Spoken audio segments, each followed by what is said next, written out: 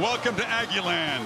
Kyle Field, SRO, more than 106,000 strong as Texas A&M looks for redemption off the stunning loss to App State, and number 13 Miami seeks a signature win in year one for Mario Cristobal.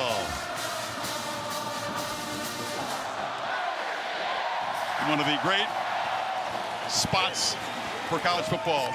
Traditions in this great cathedral. Chris Fowler, Kirk Herbstreit, Holly Rowe, Todd McShay doing us tonight. A lot to unpack in this game. Let's do it. This is going to be a good one.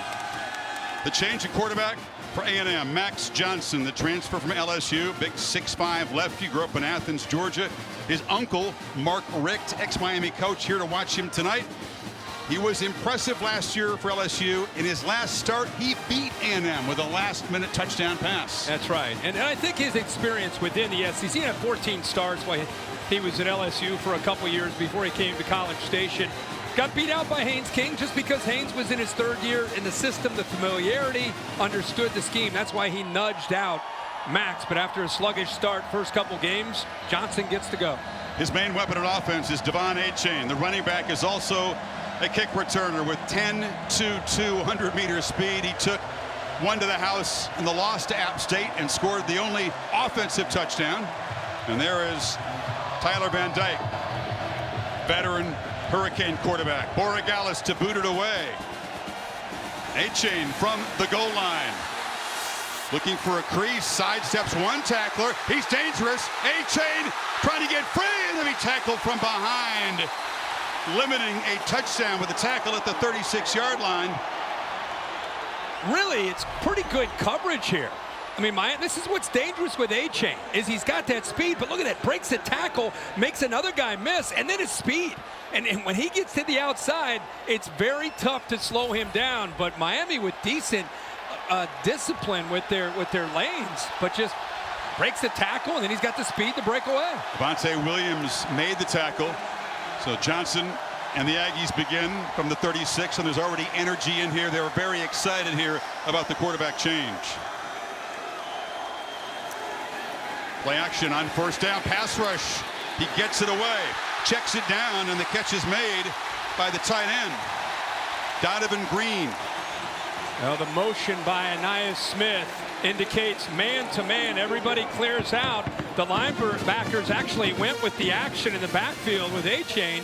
They went with him. Nobody's out to the outside on the young freshman tight end, Donovan Green. He gets lost in man coverage. 18 yards on the first play. They figure to get Johnson some passes he's comfortable with, right? Oh, yeah, settling into a groove early. Achane on the delay again breaks a tackle. He'll be brought down after a short gain. Akeem Mesidor got him. Worth mentioning that this Texas A&M offense is coming off a very difficult loss to Appalachian State. They were sluggish. Jimbo Fisher talking about how he's got to get Bryce Foster back at center. One of the leaders has not played the first couple games because of mono. Ainias Smith is a great leader. We know about him and Achane. And then for Miami, you got to find some leadership. Corey Flagg, 11 in the middle of that defense. I feel Daryl Jackson, a transfer from Maryland, could be a great player. High snap. Second and 5, Achane up the middle, and he bursts inside the 30. So this Aggie offense clicking under the leadership of Johnson already. They've tried to attack the outside, and this time they do a good job with Max Wright. Right here, nice little block, opens it up underneath that block. And again, I think if you're not familiar with Achane, he gets a lot of publicity because of how fast he is, but he will surprise you with the power in that lower body to be able to pull out of those arm tackles. Miami's got to do a good job of running to the football and trying to get shoulders on him and wrap up. Runs bigger than 185. Oh, yeah.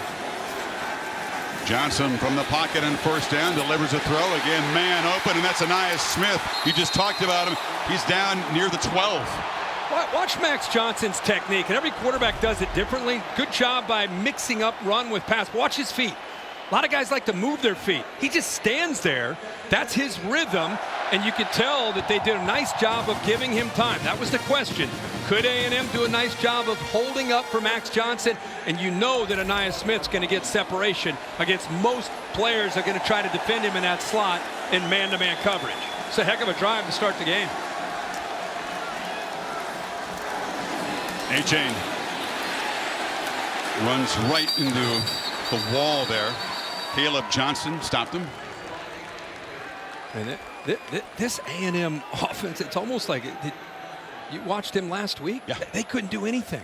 They couldn't do, and now you imagine the week of practice they had. They heard about how terrible they are. They had to go and see him every day, and he's not happy after loss to Appalachian State. But man, they have answered the call. Now you got to finish the drive. It's tough in the red zone to be able to do that, but they have come out in this first drive looking like a very different unit from a week ago. Only had 38 snaps. App State beat him with keep away. Johnson looking cool in the pocket. It's dropped. A-Chain out of the backfield. He's a competent receiver and had some space if he caught it. Yeah, and again with that speed, he had a chance. But Miami, pretty good job. They sat back more in zone that time. They've been playing a lot of man-to-man, a little bit more matchup zone. And this is what's hurt. And again, Mac Johnson with those settled feet puts the ball where A-Chain can make a catch. But you can see Miami's got a couple guys there that could have made a play. But now you get a third down, right? You got to finish these drives. You don't want to settle for field goals. But it's plays like that that have really hurt A&M. Penalties, drop balls, just not executing. They can get a first down at the 2. Johnson felt pressure, hit as he throws, and it's incomplete. Miami's been getting home with just that front. Leonard Taylor was in the quarterback's face. That's a great point, Chris. Sometimes you wonder with Kevin Steele, is he going to bring the pressure, but you're just going to be able to shoot a gap here. And when you get pressure with just 4, that tells you a lot about how Miami, especially on third down, the kind of night that they can have. They feel confident with this defensive front, rotating bodies. Leonard Taylor this time with his size and athletic ability to be disruptive. Change of kicker, Randy Bond, who's never made one in his career, in for Caden Davis, who missed badly that potential game-tying field goal against App State. And this little chip shot is knocked through. So the Aggies jump on top, but stall inside the 10. 8 plays, 55 yards, 3-zip.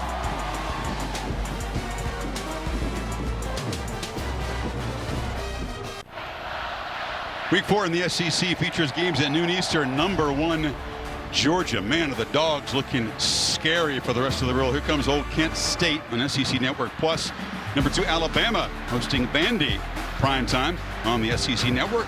Also available on the ESPN app. So Miami will get the football down 3. We'll see Tyler Van Dyke, who is without Xavier Restrepo tonight, Kirk. His roommate, his top trusted target, and the best receiver on this Hurricane team. He'll have to make do with a short-handed and unproven receiving core. He's a very capable quarterback.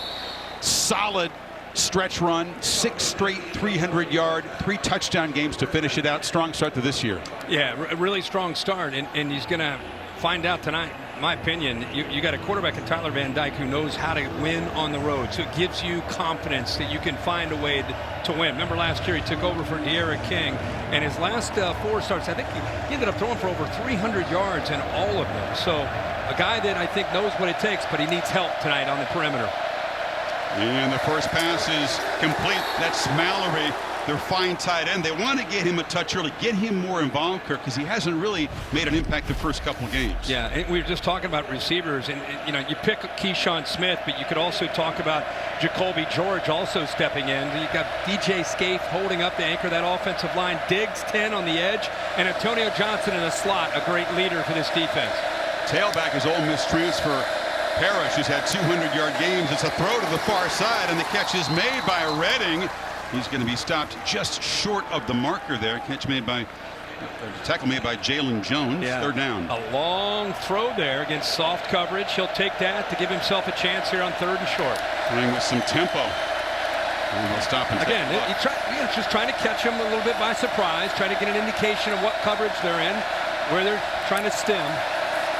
And that is Parrish fighting, spinning. He'll barely make the first down. Damani Richardson came around the edge, but they do move the sticks. Boy, they're very, very fortunate because you're right, around the edge here.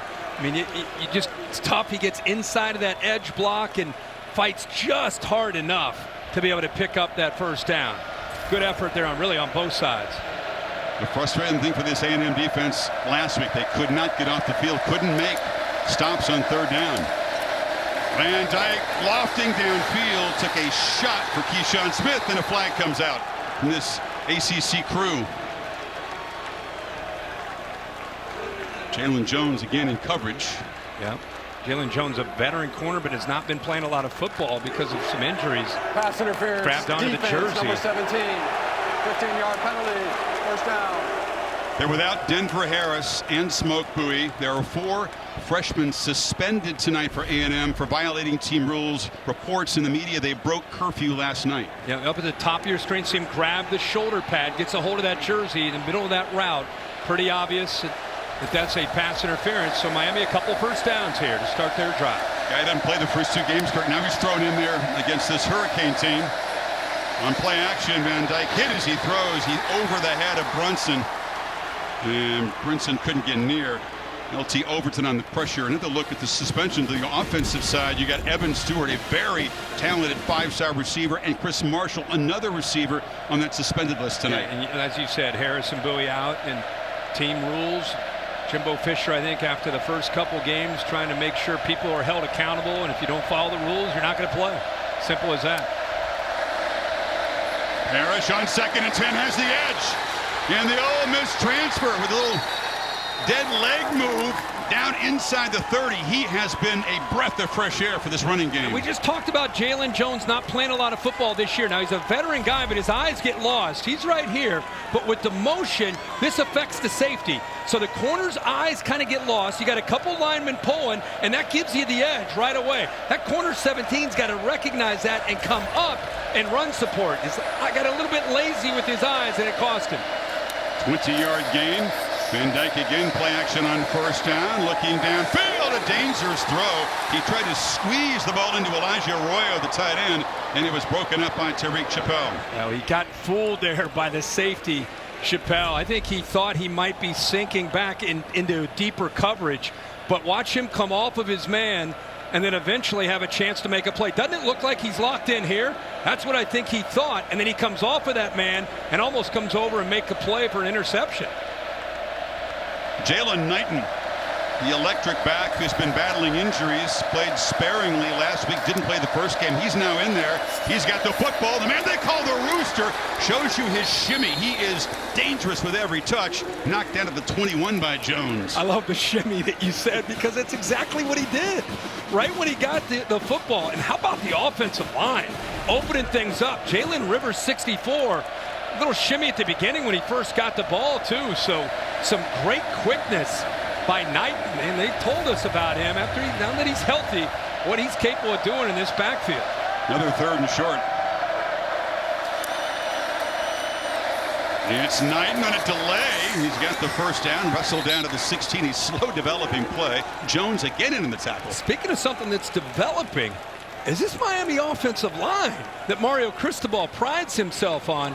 Coming into this year, they're going up against a big, strong defensive front with some veterans, and they're holding their own. More than that, they're starting to gain a little bit of confidence in the big fella, Jalen Rivers, arguably the most talented of the bunch, making some great plays, opening things up those last couple plays for this running game. Empty backfield. They got Parrish and Mallory, the tight end, in slots. Now Parrish will motion back in. 9th play of the drive. It's an option. Parrish on the edge. Muscle down after a short gain. Just couldn't get around the corner. Devontae Richardson stood his ground. Yeah, really good job of getting off blocks. They went back into the boundary, Chris, just like you said, and it's tough to do that. You got to try to hope that you can sustain those blocks out on the perimeter. Will Mallory actually gets beaten, and you got a lot of Texas A&M jerseys running to that football. Now it's the Canes' turn, Kirk, try to execute in the red zone. Yep. Right in front of that Cadets band. It's noisy. And a pre-snap flag. Right guard moved. You practice against this noise, but you can't simulate the environment here. Offense, number 70. 5-yard penalty.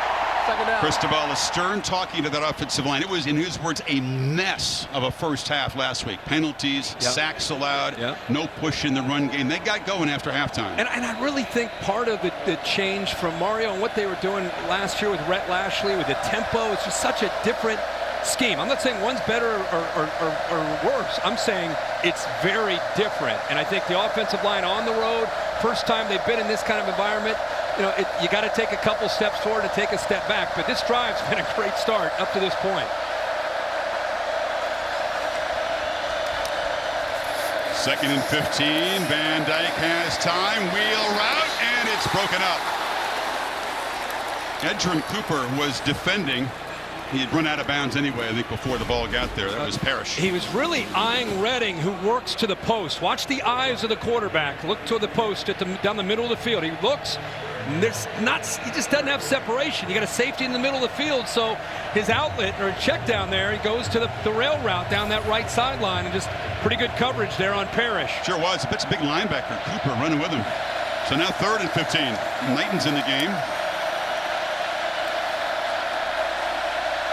Van Dyke looking to the sideline. Play clock at 7. They're going to have to really hurry or spend a timeout here. They just snap it. It's Knighton making a cut and diving down to the 10. I like it. You switch to a run, Kirk. They don't make the first down, but it sets up a short field goal try. I really like this back, Knighton. Yeah. I love the way he's showing patience, and then I love his vision and the burst that goes with that. And the offensive line, it's going to be something to watch throughout this game. That offensive line against the A&M front, if you can establish that run, it makes it so much easier, obviously, for Van Dyke and these receivers.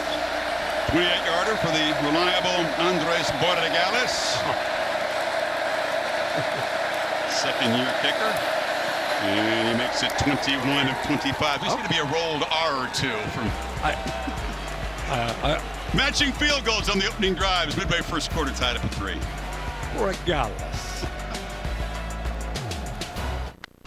Sunday Day Baseball this week in San Francisco as the Giants host the Dodgers. Dodgers already clinch a playoff spot. Best record in baseball. Baseball tonight, Sunday countdown, 6 Eastern. Giants Dodgers at 7, 4 p.m. Pacific. Also on ESPN Plus and the app. Each offense marching into the red zone, but settling for 3. So midway first quarter here in Aggieland, and we're all tied up at 3. Both quarterbacks looking sharp, spreading the ball around. Both the running games having some success so far. Yeah, both offenses into the red zone and unable to punch it in, have to settle for field goals, but pretty good drives. Miami fans made the trip to Texas in pretty good numbers. Traveling, hoping to see signature win for their new head coach, the former Canes offensive lineman and assistant coach. Borregales to boot it away, and again, Devon Achane had an exciting return of the opening kickoff. Takes this one 2 yards deep. Achane works to his right, and better coverage this time from Miami. They knock him down at the 19. Yeah, this last drive for Texas A&M, really a mixed bag. The offensive line doing a good job. You can see the tight end, Max Wright, who's not been playing a lot, able to kick out, get underneath with Achane. When they did throw, look at that, plenty of time, getting some good separation, enough space there for Anaya Smith to be able to make the play after the catch. Ended up moving the ball down inside that red zone, but like we said, had to settle for 3 points. But compared to where they were a week ago against Appalachian State, where they had 38 snaps on the game, it's a heck of a way to start and much better execution. Max Johnson, a couple of high percentage passes early in the drive, hit as he threw. 2 of 4 on the opening possession. And you fake it to Achane, pressure, and Johnson will be swarmed and sacked by that Miami pass rush. Bunch of new faces. They went heavy to the portal, and they pieced some guys together who can get after the quarterback. And this time they bring a little bit of pressure. You know, they've not been doing that, but this time they brought the backers.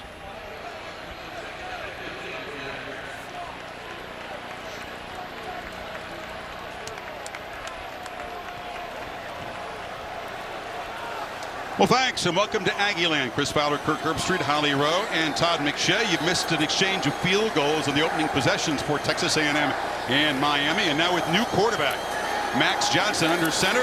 The Aggies, after he was just sacked, run a 2nd and 15, and Johnson lowers the shoulder and gains some yards. Again, he replaces the embattled Haynes King in the LSU transfer. Bayou Bengals fans will remember his 27 touchdowns a year ago. That's right. 14 starts while he was at LSU. Got beat out by Haynes King because Haynes King was in his 3rd year of the system. It really helped him win the job, but they've struggled in recent weeks. So they turned to Max Johnson with the experience in conference play.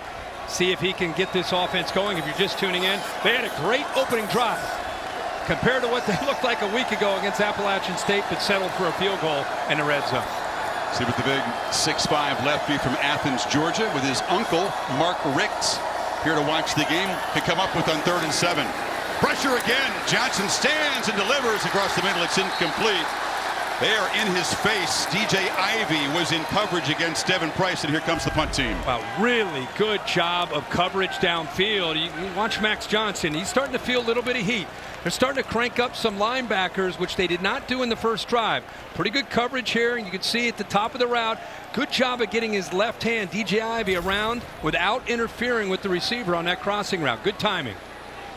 Tyreek Stevenson, more Miami, back to receive the punt of Nick Constantino. There are 2 Aussie punters in the game, so you're happy about that, Kirk. Melbourne, Australia, well represented tonight. The lefty, it's his reverse spin punt away. It'll bounce and be fielded and muffed. And Texas A&M has come up with it. A mental mistake. And a disastrous result.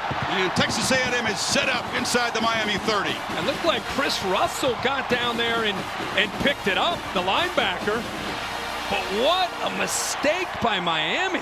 Unbelievable that Stevenson lets the ball bounce and then looks down to see if he should take it and takes the risk, takes his eyes off the ball because he knows he's about to get hit by Richardson, and then it's a free-for-all, and you can see right there the linebacker Russell gets on top of that. See the eyes? Took the eyes off of the ball, concerned about who's coming down, and then the mistake cost him. And A&M see if they could take advantage of the field position. Stevenson, the transfer from Georgia. And now they hand the ball off to their main weapon, Devon Achane, the sprinter, who scored both A&M touchdowns in the loss to App State. One with a run, one with a kick return. That's why you win on all 3 phases. You know, it's the offense, the defense, but do not overlook the importance of special teams, especially when you're on the road in this kind of environment. Got to avoid being, having those disastrous plays, hurting yourself, something that A&M did last week against Appalachian State, but this time they're on the other end, they catch a break. Just a grimace from Cristobal, exactly what his team did not need in this hostile environment. Achane on a delay, breaks free. Devon Achane with a stiff arm spins down. Did they grab the face mask at the end? He's out inside the 5. He is electric. 10-2-2, 100-meter speed. Personal foul, face mask, defense, number 0. Penalties, half the distance to go, 1st down. Well, this play is designed to go to the right. He's going to follow the right guard, Layden Robinson. That's where Achane wants to go, but right here he recognizes he's got trouble. And watch the patience and then the vision to be able to go back the other way. Gets behind the center's block, Bryce Foster, and then again, he's physical and he has amazing acceleration. One of the fastest running backs in college football, and there's an obvious face mask at the end. Go heavy down here. Ernest Crownover, 230-pounder, in at fullback in front of L.J. Johnson. Old school I formation. Johnson dives forward, touchdown. And the Aggies waste no time cashing in the mental mistake.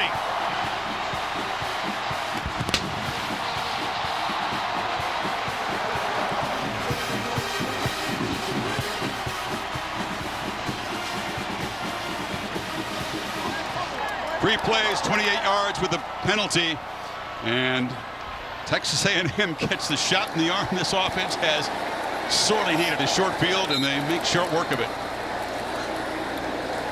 Well, this is just a good job here by Johnson going up and over the top of defense at Submarine, but Miami, a young football team on the road, trying to establish themselves, off to a pretty good start. They're able to get 3 and out, punt, but instead, setting the ball back, they have a fumble by Stevenson, making a poor decision. A couple plays later, Achane moves them down close, and then L.J. Johnson goes up and over, and A&M takes advantage of it. Yeah.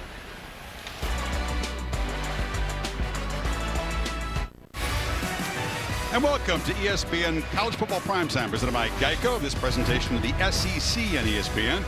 Miami Hurricanes trying to beat an SEC team for the first time since 2013, visiting Texas A&M. Tyreek Stevenson had a good game last week. He had a nice punt return. He had an interception against Southern Mississippi, but he had a massive blunder to set up the Aggies touchdown. And now we'll see, Kirk, this Miami team on the road, this big hostile crowd. How are they going to handle it? To Holly Rowe with the suspension news on the Aggies side. Well, guys, kind of some late developing news for Texas A&M. 4 players are likely suspended tonight, but we're not sure for how long. I did see all 4 players warming up pregame. There's a chance that they could come out and play here in the second half, but they are significant players because we do have Evan Stewart, who is the top receiver besides Chris Marshall, who is a backup. Denver Harris was slated to start tonight, and Smoke Bowie was expected to get some key playing time. Yeah, I'm told, Hallie, they will miss the entire game. Discipline for that curfew violation, which has been reported. Canes keep it on the ground. Shamar Stewart tackling Parrish. I just want to say one thing about Miami. Has been a team that's been very fragile, and they've made mistakes, especially on the road. You have a new head coach who played there, understands the pride of the Canes better than anybody. You're on the road. You've been playing well these first couple series. You fumble a punt. A&M takes advantage of it. How do you respond is a big, big part of how this game's going to go right now. It's a Miami team that I think too often in recent seasons, it goes back more than recent seasons actually, is under further review for potential targeting. This is Jeff Heiser, the referee of this ACC crew. There was a buzz down, and of course we'll have an opportunity to bring in Bill Lamagne and see. Here's what they're looking at. It's on the hit against Parrish. Like Brian George, 16, coming in there. He drops the head, crown of the helmet, forcible contact. He did take aim with that helmet. He led with it. Oh, he sure did. He's in trouble. Yeah, he sure did. Yeah, I can see this one being a disqualification here. Not flagged on the field, but of course the replay booth, which is working in concert with the command central for the ACC, spots that, and we'll see.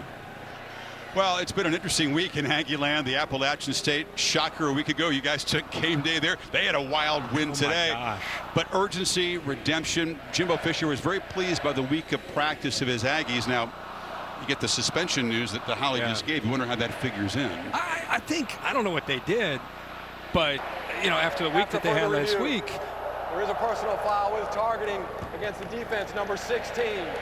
That 15-yard penalty is enforced.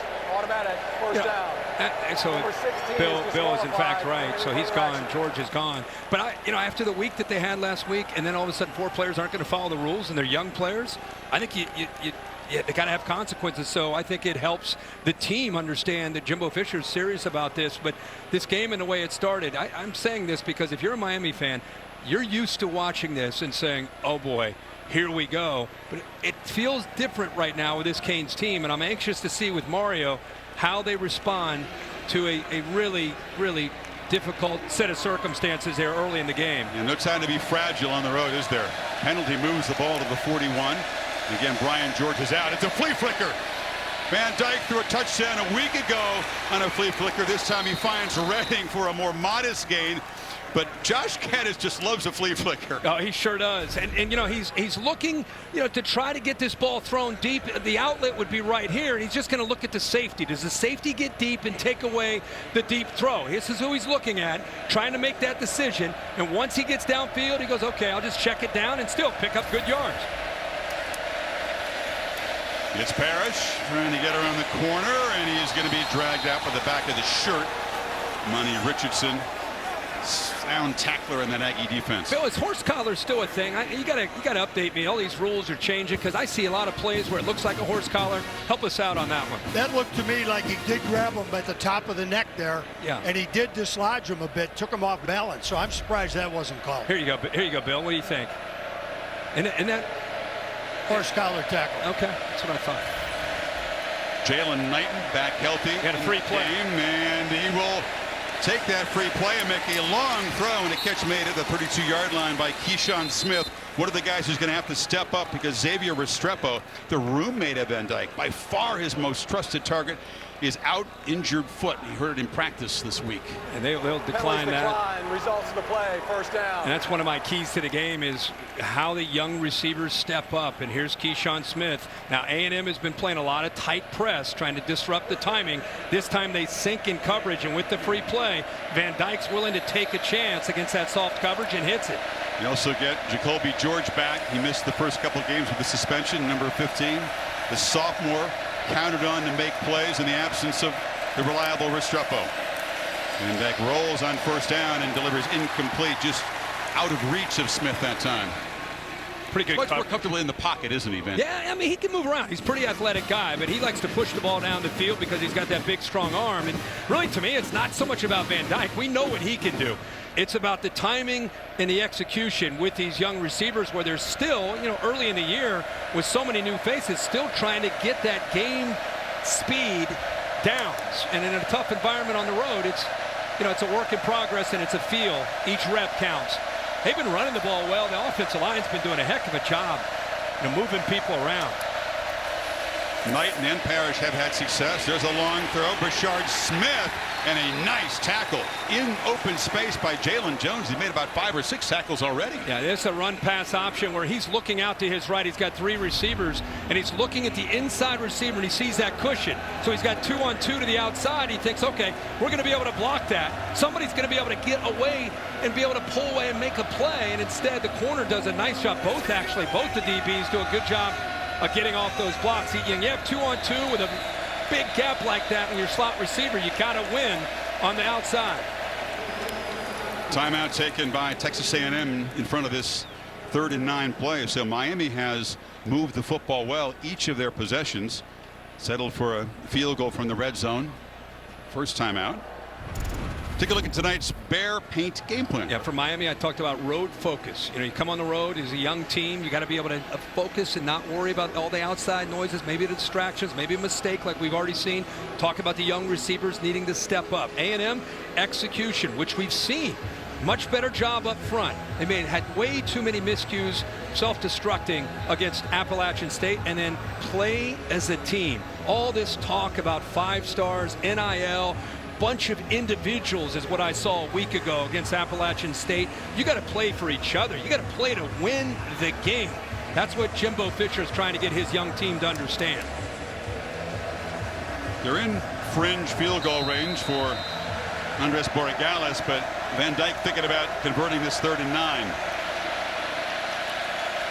Parrish is the back as the Aggies crowd the line and then back out.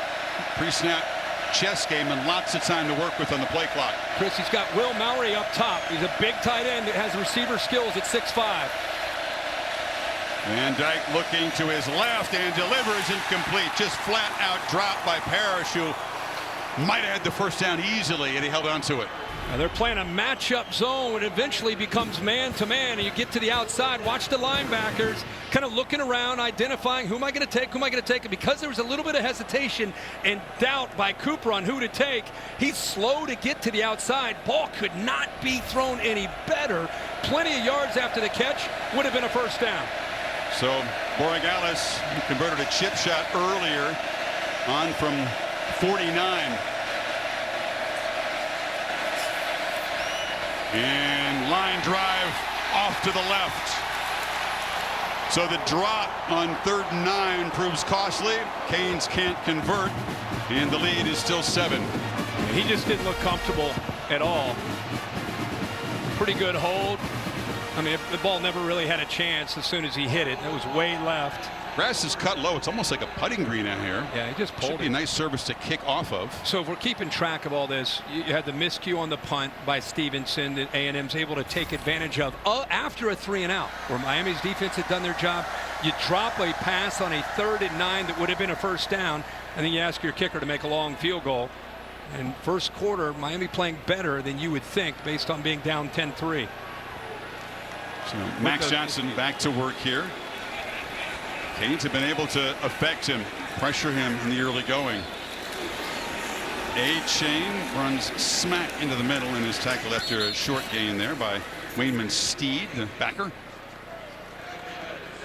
Jimbo Fisher calls the plays, but he was asked about that after the poor showing offensively against App State. Yeah, and he was quick to point out that missing Bryce Foster, how difficult of a loss that was in the middle, 61. And, I looked at him, and maybe we'll take a peek here when we get a chance. But you look at this guy, his body, he's an NFL center. And you're blown away by his strength. He played all of last year as a true freshman, so they missed him the last 2 games. Johnson again hammered as he throws the football. Canes brings some pressure that time. Chance Williams came off the edge. And again, there's nobody that's blitzing. This is just bringing 4. In fact, eventually it ends up being 3, and Harvey's able to win around that right edge. and get home. Good job with that push. Good bend to be able to work back to Johnson. And now it puts A&M in a 3rd and long situation.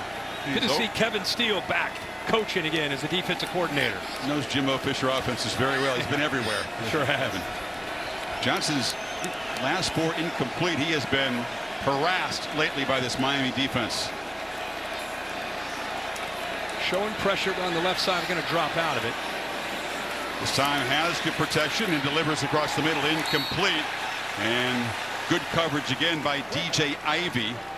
We saw 4th down. We saw him on a very similar route early, where the receiver coming underneath he's got maybe a step on it, but the length, the arms, what a great job of being able to get that left arm again in there to be able to keep that ball away from the receiver. Jimbo's looking up to see if that was pass interference. That's what he wants. He wants pass interference. Stevenson has been sent back out to return the punt, so giving a chance to atone for himself. Again, he had a nice return last week. Very talented athlete. Back pedals here. This time he's going to let it bounce over his head, and it checks up. And Constantino does a spectacular job of executing a booming punt. Checks back at the 9-yard line. 57 yards. Todd McShay joining us. And Todd, you're keeping a close eye, as a lot of NFL scouts are, on Tyler Van Dyke tonight. Yeah, and at the quarterback position, Chris, we're always looking for that special trait. With Tyler Van Dyke, when he knows where he wants to go with the football, it's his ability inside the pocket to carve you up on all 3 levels. First, it's the arm talent. Look at this throw. 35 yards down the field, a laser show, and the ability to place it perfectly. And then if you're not a great runner, you've got to have this pocket awareness. Look at him feel the outside pressure, climbing up, and then just flicks his wrist 30 yards down the field. Goes a slant to Michael Redding, incomplete. Antonio Johnson, the nickelback, physically arrived and knocked it loose. And Todd, I think last year when De'Ara King went down, I think everybody thought, oh boy, it's devastating. We all are huge fans of De'Ara and what he can do, and we knew Tyler Van Dyke through recruiting was a talented player coming out of Connecticut, but I think he wowed everybody with what he was able to do when he got a chance, and really only got better as the season went on. But he's missing obviously the receivers that he worked with last year. From the pocket, a laser across the middle. Here comes a flag from the holding pit area. Jordan Gilbert on the coverage.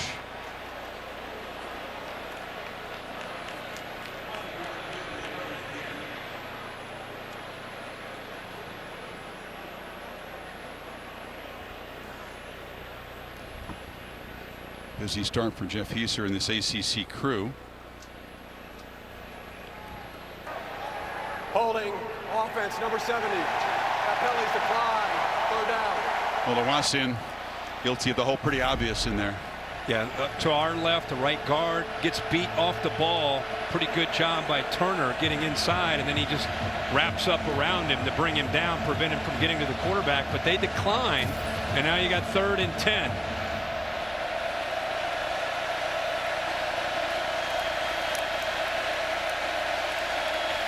Veteran quarterback trying to deal with the noise. That and get a good feel for what coverage they're in and what if they're stunning or blitzing up front. Van Dyke has protection across the middle. Redding knocked loose again. The Aggies arriving and delivering blows. That time it was Damani Richardson, and the Canes go 3 and out with 4 seconds left in the quarter. Now that's on Van Dyke for putting his receiver in harm's way. He hit a couple underneath routes, the back out of the backfield, and then he leads him right into this. As a quarterback, you've got to feel that corner on the other side just sitting there in zone coverage. Receiver really never had a chance, and I'm sure Van Dyke's telling his receiver, that one's on me, that's my bad, I should have felt that. They're going to take a peek to see if there was targeting. Potential targeting. That'll get the crowd booing here. Brian George already has been disqualified for the game with a targeting. Now they're taking a look at Richardson. George lowered his helmet. Ooh. Bill LeMonnier totally agreed with the first call of targeting tonight. Bill, how do you see this one? He's got the crown of the helmet down again. He does. So they're in trouble when they do that. They're going to go with a targeting call here. I think they will too. It's very similar to the last one as far as the technique. I mean, he's lowering the helmet. I mean, that's why you guys put this rule in, right? It's for these kind of hits. These kind of hits. To protect the defender. Yeah, because it crushes the neck. Right. Yeah. That's what they don't want to see right there. I mean, it's really textbook along with the other one. Well, I'll tell you, if you have George a corner out, Richardson is the leader, most experienced guy in that secondary. After further review, there is a personal foul targeting. So now they lose their leader, the guy that communicates back there. Remember you had Denver Harris and Smoke Bowie, the young DBs already suspended. Yeah. It's getting thin in a hurry back there. It really is, and I think you just brought something up. It's his 34th start. I mean, Richardson is a veteran, makes all the calls for DJ Durkin in her first year as a defensive coordinator. And while the offense has struggled and they lost to Appalachian State, the defense has been playing sound football, and you're taking away one of the leaders now in the middle of that defense, and they pick up a first down on that third down play. So now Bryce Anderson, true freshman, is in at safety. And the Canes on the final play of the first quarter, a quick burst from Jalen Knighton, who does appear to be healthy, picks up 8, and frustration from Richardson. We'll have to watch from the sidelines. End of an eventful first quarter in College Station. 10-3 Aggies. You're watching ESPN College Football Primetime.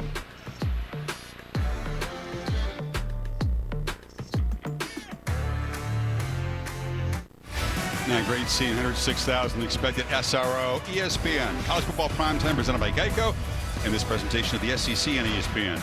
The Dr. Pepper Championship Drive Game of the Week.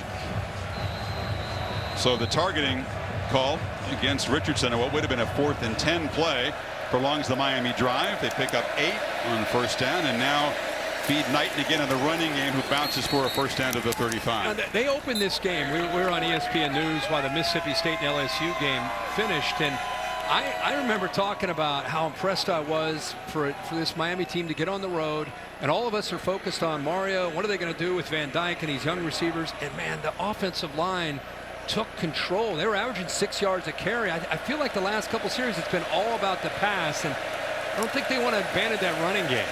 Knighton with a burst, and he motors for another first down. That's Miami offensive line. It's a veteran group opening some holes. Now watch the right. We just talked about running the ball. Watch the right side, push people around. You got a nice open there, and I'll tell you, we're seeing Jalen Knighton show great patience, great vision, and then man, can he accelerate through the hole. Sophomore from Deerfield Beach High School, came to Miami with a lot of hype, battling through some injuries in camp. Finally, he's full go.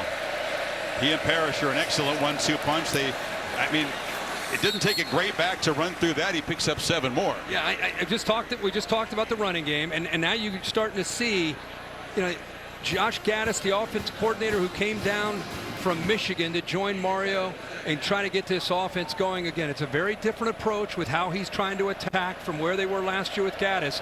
And this running game and different style of running plays that they have are big for them.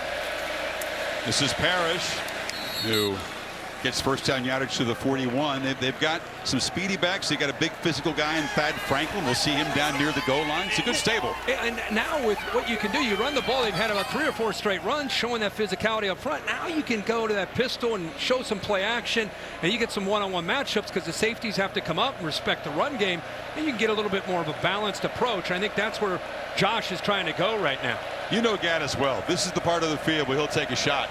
He'll attack when they cross midfield, and it is play action on first down, and Van Dyke does launch downfield and has a man wide open. It's Arroyo, and the tight end is run out at the 10. That's very much in the Gaddis MO, isn't it? Yeah, and especially the reason he likes to do that here is he gets man-to-man coverage, and he's able to sneak out a tight end who's lined up as a fullback and create a matchup, a wheel route. And I really think the safety thought he was going out to the flat. Gilbert kind of bid on that outside move, and a really nice job of Van Dyke waiting until the last possible second for him to get some separation, and he puts it right in his arms. Arroyo is a Texan, comes from the Dallas area.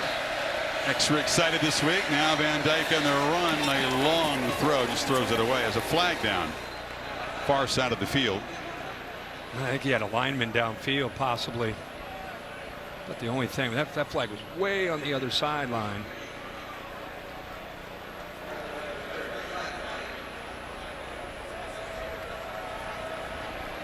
The last thing Cristobal wants is a mental mistake from this group down in the red zone.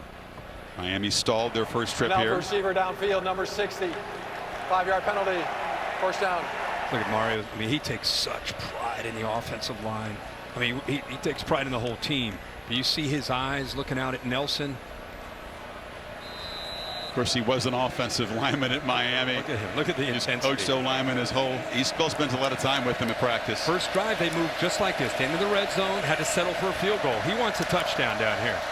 First and 15. Van Dyke has some time, and the ball is batted down at the line. They didn't get near the quarterback, but getting a hand up. Albert Regis was in the area, says he got it. Yep. 6'1", 320, number 15. Not able to get there, so nice job with those long arms getting his hand up. Just knocked that ball away. Replace that right hand of the quarterback with your hand. Gets it up, times it up perfectly. Now you got second and long. They can still pick up a first down without scoring.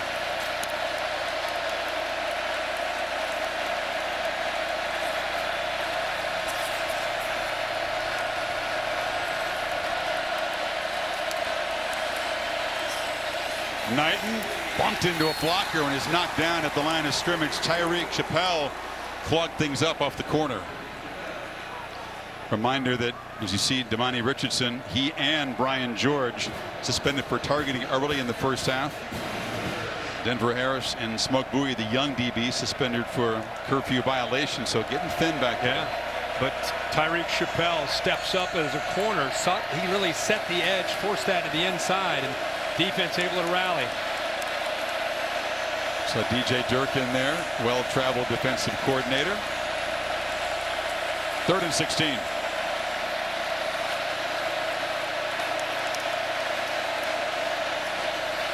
And Dyke under pressure delivers, and it's incomplete. Tried to find Redding, and it was broken up by the very busy Jalen Jones, who has stepped up here in this first half. You rush 3 and you have 8 in coverage. Nice change up here by DJ Durkin. Tough on Van Dyke. I mean, look at that. Look at the coverage downfield. There's just nowhere to go with that football. So he just opts to try to get it at least to completion, pick up some positive yards to help the kicker, but unable to complete that one to Redding. So Borregales, who made the chip shot, then missed the 49-yarder. Back for a 3rd try tonight. This from 36, and it's blocked. Blocked at the line of scrimmage. The ball will roll dead in the end zone, and a very reliable kicker who'd only missed 4 in his career coming in has missed 2 tonight. I think it was Regis again with those long arms. We saw him knock a ball down that was thrown a couple plays ago, and this time he gets his hand up again to block a field goal attempt. 15 off to the right there. Boom, that right hand. So a tough night for Miami's special teams, to say the least. The lead is still 7.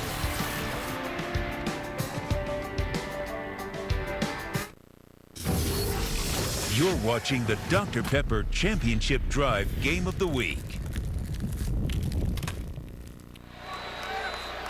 So another empty drive for the Hurricane offense. Albert Regis with the field goal block. Max Johnson and the Aggies back to work up 7. And looking to throw. Took a peek downfield. The pressure will tackle him just behind the line of scrimmage. It'll officially be a sack for Chilagoude, the transfer from UCLA. Yeah, nice coverage downfield. Bracketed that slant, the inside receiver that he was trying to look to go to, and even had a good coverage to his check down there off to the right. So Miami's able to get that pressure home with the coverage downfield. So Darrell Jackson from Maryland, Mesidor from West Virginia, Goude from UCLA. They use the portal extremely well to restock from that defensive line, and it's a deep group. Johnson from the pocket across the middle, incomplete. Pretty good coverage by this Miami secondary so far tonight. We check in with Matt Berry. Guys, good evening. Time now for your Capital One rewarding performance. Bobby Petrino making his return to Fayetteville with Missouri State. They had held the lead until this point. Bryce Stevens, 82-yard punt return, and Arkansas takes their first lead of the game up 31-27 midway through the 4th. Imagine Petrino if he'd gone to Fayetteville. Wow. Still left to go there. Yeah. Big 3rd down here. Haynes rush 4. Johnson with a long throw. The catch is made and battling near the marker. And it is a first down for Anais Smith, this trusted receiver. Here's the arm strength for Max Johnson. He's on that right hash. Good feel in the pocket. Sees that pressure right in front of him, steps up, has a man right in his face, and is able to put that ball on a line to the outside to Anais Smith for that first down. How about that throw? Right hash to the boundary, with a guy closing in on it. Johnson just 3 for 9. He has been pressured and harassed a lot. Both sides, the running game has been the more effective weapon so far. And A-Chain will be sworn. When you wear 56 and your initials are LT, Leonard Taylor, you got a lot to live up to, but he made a play there. He's had a great first half, and I think, Zach, you know, what you have here is Max Johnson looking to the outside, but he doesn't have any idea that in the inside is Leonard Taylor. So his eyes are fixated on that man on the edge, but boy, 56, very disruptive here in this first half. Watch him. He defeats double teams like on a regular basis. Great quickness. A-Chain again had to dodge a man in the backfield, but flashes that sprinter speed, and just like that, it's a first down for the Aggies to the 42. We just talked about him, how disruptive he is. Watch him here. Watch how close Taylor almost comes in to be able to make it a play again right there. I think he almost gets held maybe a little bit on the arm by Bryce Foster. But there's enough room there for A-Chain with that quickness and power to get through and pick up positive yards. A-Chain averaging 7.6 on his 8 rushes so far. 61 yards for the dangerous running back returner. Starting to creep up. A-Chain makes a move and barrels down to the Miami 40. Nice job by the left side. They're going to pull here, bring the tight end around. Watch this open up there. Right side collapses. Man, that opened up perfectly. That's textbook. That's exactly what Jimbo Fisher wants to see. Unlike a week ago where they weren't executing very well up front, you bring in the center, Bryce Foster, a veteran now, started all last year as a freshman. Things feel different tonight for the execution up front by this O-line. 30 yards in the last 2 runs by A-Chain. They feed him again, and this time he'll be dropped behind the line. Swarming in there was Jared Harrison Hunt. Holly? Well, guys, one of the reasons Texas A&M really loved Max Johnson when he got in the transfer portal is they remember just how tough he was, because the last touchdown he threw last season as the quarterback of LSU was against the Aggies to beat them. They remembered in that game he got sacked 6 times and still had the mentality to come in and throw that strike. They loved his toughness. You're seeing it, a little bit of it tonight. He's had to be tough in there as his protection breaks down, but they really love this kid and what he's able to do because they saw it firsthand last year. Yeah, it was Coach O's finale down on the Bayou. One of his 27 touchdowns last year. 2nd and 12. Johnson stands and delivers incomplete. Again, it's tight coverage, not much there. James Williams, the very long athletic safety on the cover. Here's what the play we talked about. When you get beaten senseless all night, and you can drop a dime with 20 seconds to go to win a game. Again, look how comfortable he is. We've seen some throws like this tonight. When he gets hit as he throws, he does such a good job with his focus downfield that when they close in on him, and he's a big body, so he's not intimidating any way at all. And of course, with his dad, of course, I'm sure he was raised in a way to be a quarterback and be mentally and physically tough in the pocket. He sure demonstrates that. He did on that throw. 12 on this 3rd down. Canes creep up and show pressure, then back out. 4-man rush. Johnson has protection and delivers incomplete. Again, he's trying to throw into very tight coverage, and Tyreek Stevenson will spend tonight trying to atone for that muff. Made a nice play against Chase Lane. Well, they showed blitz and they dropped back. They took away the inside receiver, so he comes back, works through his progressions. And, you know, you look at flag, there's Brad Johnson saying, oh, get it in there. 17 years in the NFL, Kirk, as a 9th round pick. Now he does trick shots on TikTok. On the Super Bowl with the Bucs. Yes, that's what he's known for now. Right. He's a TikToker. Big bad Brad. Constantino, and a really effective punt that checked up earlier, spins it high and does it beautifully again. Those Australians have some skills, don't they? Canes back up again, 7-19 and a half, still a 7-point game.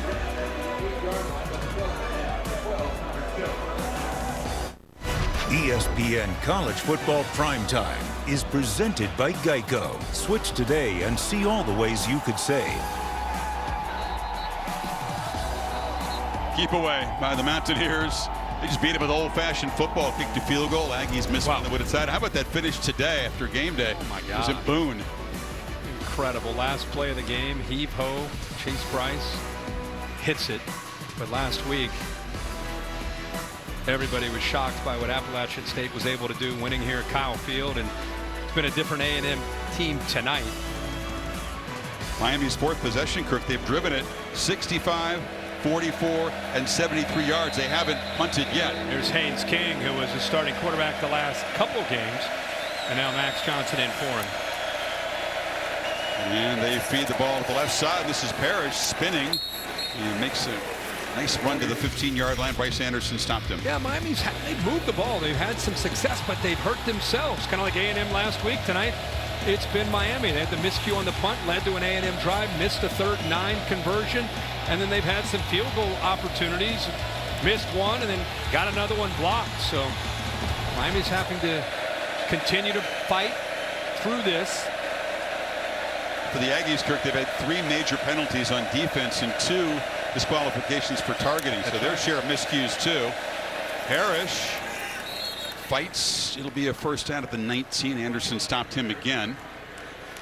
You know, without having that game breaker on the outside, at least yet at this point, with these young receivers, nobody proven, it makes it where you have to be a little bit more methodical. This is an offense with Mario Williams and with Mario Cristobal that they just feel like they have to have an ability to sustain drives, hit the underneath throws, run the football. Just one catch for Mallory, the tight end, for 2 yards. This is Parrish again. Cider steps and bites. Runs much bigger than his size, and the former Ole Miss Rebel gets the ball to the 30. Royo sets the edge there on the left at the big tight end, number 80 right here, and then he comes in and he's able to bounce to the outside. Just kind of feels it, and then shows you he's got acceleration, but he can lower that shoulder for a smaller back and run through those arm tackles. See Knighton, who's back in the game. Flash. Parrish 3 for 22 on this drive. And Knighton this time hit in the backfield and knocked down by Isaiah Riggs. Holly? You talk about leg drive for Miami on that last carry. I was listening into the running back coach, Kevin Smith, talk to his team, and he told them, you're not moving your knees high enough. When you get hit, that's when the knees have to pump harder. You saw that great movement, move the pile, and Kevin Smith doing a great job. He also came from Ole Miss. It's one of the reasons he got his running back to follow him. Yeah, great point. 4 coaches came from Oregon with Cristobal, and he's assembled other coaches from all over the place. And Dyke launches downfield, and it's incomplete. Tried to find Jacoby George, one of those potential downfield playmakers. And you know, you talked about Damani Richardson being out when all that experience, so they're relying on some young safeties to make plays. Now Gilbert's a starter, but he's a first-year starter. Does a nice job showing the range to come over there and get involved in that deeper throw. Look in the background, 26, Richardson out of the game, jumping up and down, trying to offer encouragement because he can't get out there and play himself. Van Dyke 6 for 16 now. On 3rd and 11. Battles, buys time, takes off. Not a natural scrambler, and he'll be forced out way short of the marker by Chris Russell. Miami will punt for the first time. Well, DJ Durkin, much like Kevin Steele on the other side, just mixing up zone and man, and on 3rd down and long, sat back in zone, took away all his receivers, and you know, you don't have to really worry about a spy on Tyler Van Dyke because, like you said, Chris, he's not necessarily a real threat on 3rd down to be able to pick up those first downs. Well, the Canes Aussie, Lou Headley, the 28-year-old, who might have left the program having that injured his hamstring, came back for one more year at Coral Gables, hopes to punt at the next level. Anais Smith, receiver, is a very dangerous returner, and the Aussie rolls and boots it deep, and Smith, no fair catch, evades one man, still alive, and now will be knocked down. A very exciting 0-yard return. Well, the 12th man tradition goes back to the 20s here, part of the Aggie lore, and always remembered with a number 12.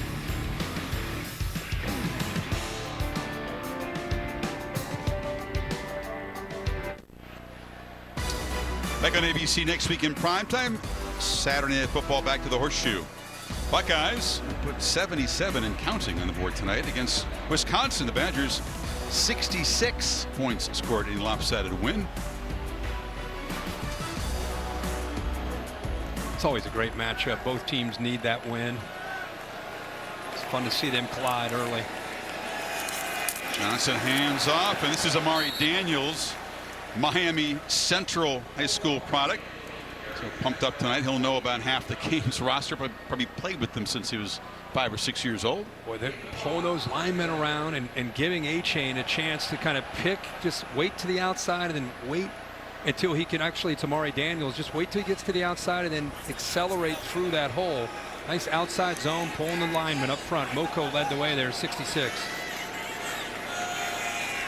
It has not been the offensive explosion many Aggie fans were hoping for when they put Johnson in. It's been a grinding effort. The ground game has been important. This is Daniels again. This time he is swarmed and knocked down just short of the marker.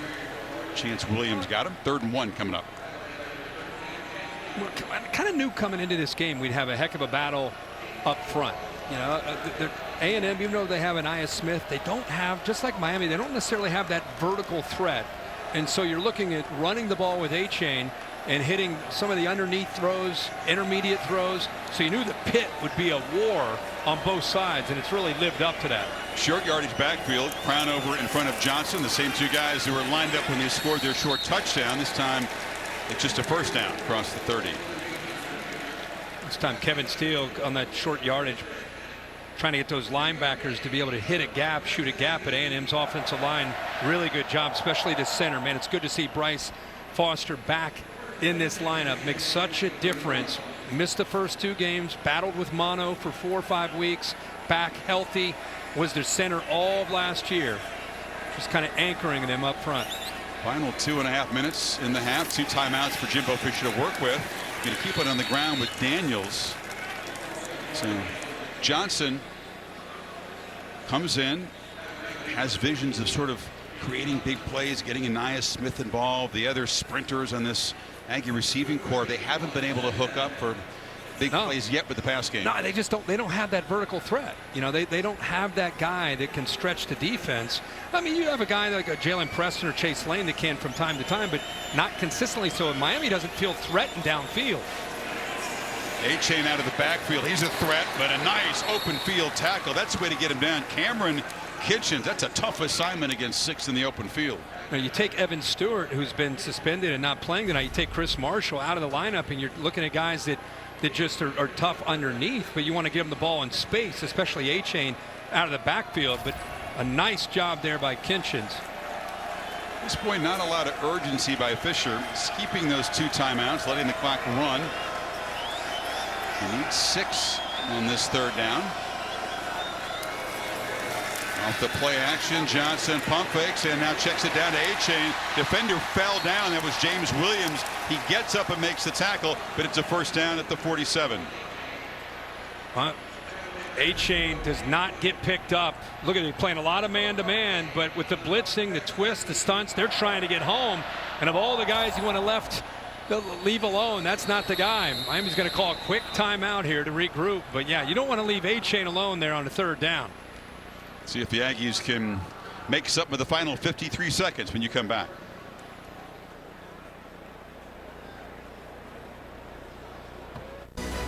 Matt Berry back in our college football studio. What a halftime we have for you. Arkansas escapes, perhaps looking ahead to Texas A&M. Florida's on the ropes right now, plus Appalachian State. What a finish we had in Boone. What a college football Saturday.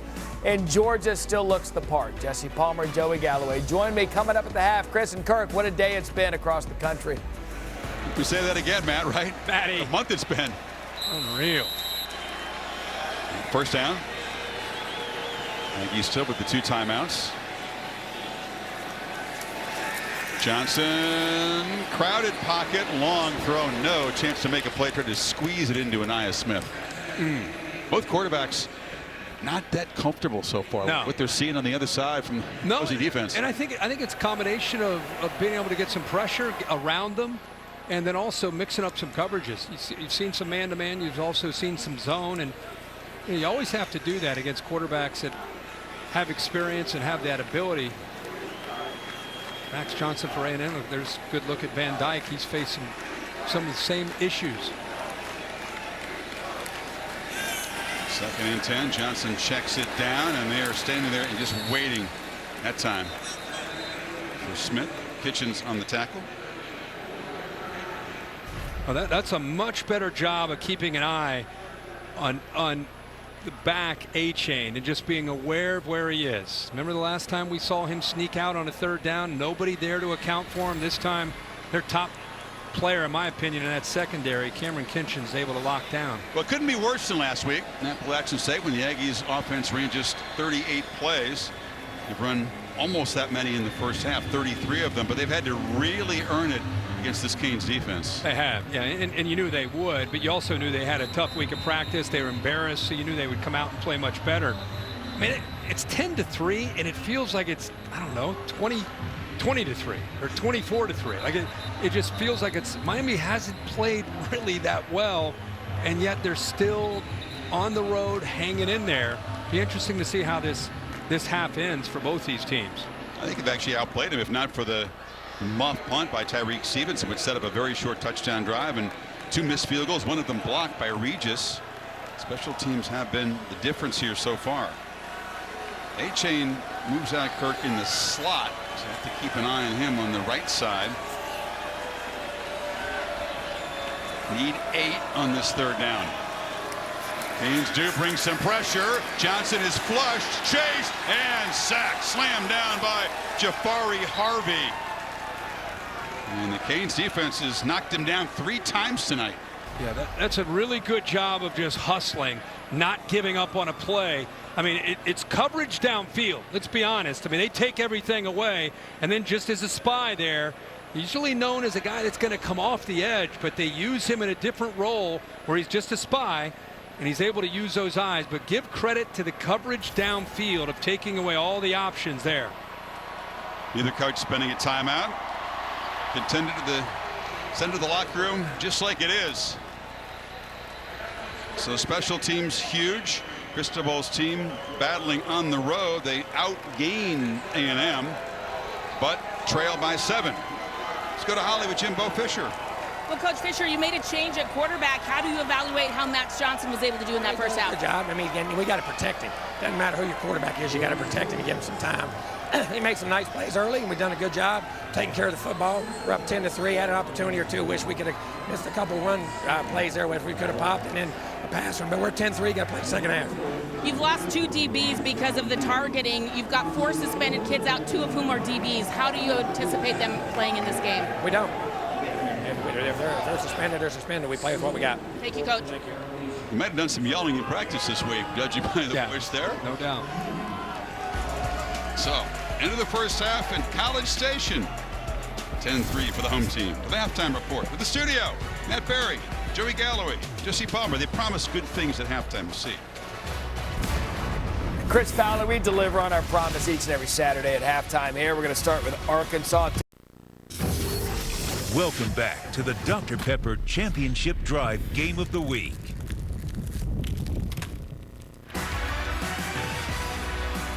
And welcome back. Kyle Field is rocking here, ready for the second half on ESPN College Football Primetime, presented by Geico in this presentation of the SEC on ESPN, Dr. Pepper Championship Drive Game of the Week. Miami to get the football first to begin the second half, down by 7. It's been an old school first half. Chris Fowler, Kirk Herbstreit, Holly Rowe, Todd McShay. Both quarterbacks uncomfortable by the other defense. The running game's been the better choice for both offenses. Special teams miscues by Miami have made the difference. And Tyler Van Dyke and the offense comes back out. Todd McShay here to analyze this NFL prospect. What have you seen in the first 30? It's been a tough go for Tyler so far. Yeah, it has, Chris. And we talked about him as a potential first-round pick because of the unique arm talent. The next step in his development is looking off safeties, being better with his eye discipline. You're going to see all first half. He's staring down his initial target, and that's allowing safeties to get back into the play. That was the initial play, and then a critical play here, rolling out to his right. If he just looks off the safety down the middle of the field, he's going to buy himself an extra step. Now listen, part of it's because of the receivers, but he's only 3 of 10 for 56 yards on throws beyond 5 yards. Running game, they feed Parrish, and the Aggies begin to swarm that. You know, and Todd, the interesting thing is this is a secondary that's depleted with suspensions, and you know, we've seen a couple guys been thrown out for targeting. See his numbers overall. I mean, this would be a secondary that would be ripe for that. You know, to be able to affect him with your eyes. We'll see if you know, so kind of adjustments they make here in this second half as an offensive unit, including Van Dyke. And the catch made by Redding on the edge. You know, quarterbacks have their favorite reliable targets, and Xavier Restrepo is that for Van Dyke. He worked with him over the summer much more than these other guys. He's his roommate. He doesn't drop the ball. He's out with a foot injury, and it's made a huge difference, I think. If you go back to Charleston Rambo, who's no longer here, he moved on. Mike Harley, who's a great receiver, he's moved on. You know, they were looking at somebody to help Restrepo out, and you know, now that he's not here, you're second half here, who's that guy going to be? And Parrish just stumbles to the ground. We know he's watching the game, and send our best to him for a quick recovery. It'll be right out of the gate here. And with him at home watching, you know, we talk about the tight ends. You know, you got Arroyo, you've got Mowry, who are capable, but really, if they're going to hit a big play, it's going to be Jacoby George. You got Keyshawn Smith, Rashard Smith. Somebody's going to have to make a play downfield. Otherwise, they're going to have to go 12 and 13, 14 plays to try to put points on the board. Jalen Knighton is certainly capable of creating out of the backfield. They have moved the ball. I mean, they've been in the red zone a couple times. Here's a whistle. Mario, he just didn't like what he saw. He was trying to hurry them up to get them to run a play. I mean, he was winding his arm up, and you can see how frustrated he is that they had to use that first time out here early in the second half. Holly? Mario Cristobal of Miami was pleased with some things in the first half, but he said we made too many mistakes. We hurt ourselves. The points we got on the board for Texas A&M were our fault. He did like their running game, that it got going early, but he said they started to squeeze them, squeezing the counters, pulling those ends in too close. He wants to get back to that here in the second half. And then he said our passing game has to be more efficient. He thought in the red zone their passing was so inefficient. He just wants them to play good, clean football. And he yelled at his team as they ran by him out on the field. One play at a time. They're still right in this ball game. Yeah, that's kind of been their motto, Holly, as you know, in the talk that we had with them, like stay calm, play that next play, one play at a time, fight through this adversity. Thing that, Holly, that report is great because the red zone area for them, not only not able to come away with some touchdowns, but they had penalties, costly penalties on both red zone trips that put him behind the sticks. Pretty easy against Bethune-Cookman and Southern Miss in the red zone. Not so far tonight. Van Dyke is flush and will just dive down after a short gain. Again, nobody open. Nobody open. I mean, he worked through, looked through his progressions, but DJ Durkin implementing some man, using those safeties, anything over the middle, they're doubling up with safety support downfield. And he just had nobody to throw it underneath to. So another third down and long. Canes had some success on third down early, but lately they've been third and too long. Now they're showing pressure. DJ Durkin is running down the sideline. They're checking with Miami to maybe get out of that pressure. Still communicating as the ball is snapped. They do bring pressure. Long throw, inaccurate, off the mark to Keyshawn Smith, who had a cushion there. That's an example. We keep talking about working through and developing chemistry, and you're going to anticipate and make this throw. Look when he throws his football. I mean, that's early, right? His receiver is not even close to being out of his break, and that's a tough throw to make unless you're working with a receiver that you work all summer with and you work the timing out. On a third down, a long throw like that, he gets the ball out, anticipates, which you love, with the receiver, and he just not quite on the same page. That's on Van Dyke? Well, quick or the receiver? It's him still learning. Everybody runs that out cut differently from a timing standpoint, so they just got to continue to work on that. Tough to do in a game, right? Nia Smith backtracks to receive Headley's line drive punt and be knocked down at the 25-yard line. So Miami empty in the first possession of the third quarter, and back to work goes Max Johnson trying to get the Aggie pass game going.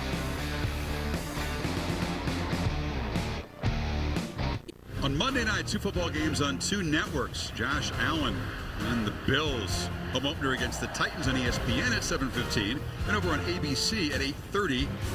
The Vikings visit the Eagles. Joe Buck, Ray Quinn, Lisa Salters on that one. Steve Levy, Louis Riddick, and Dan Orlovsky. As Josh Allen, how good was he against the Rams? How about that game and the performance by Josh Allen?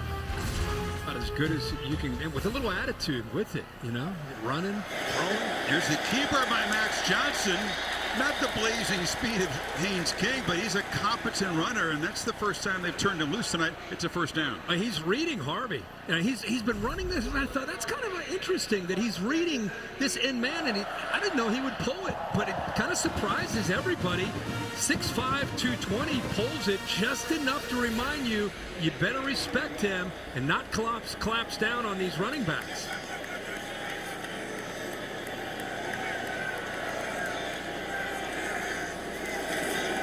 Johnson looks for A-Chain across the middle, makes the catch, checking it to Nia Smith, who breaks a tackle, and still fighting for yardage, slammed down, and a flag comes in. They'll add 15 to the end of the play.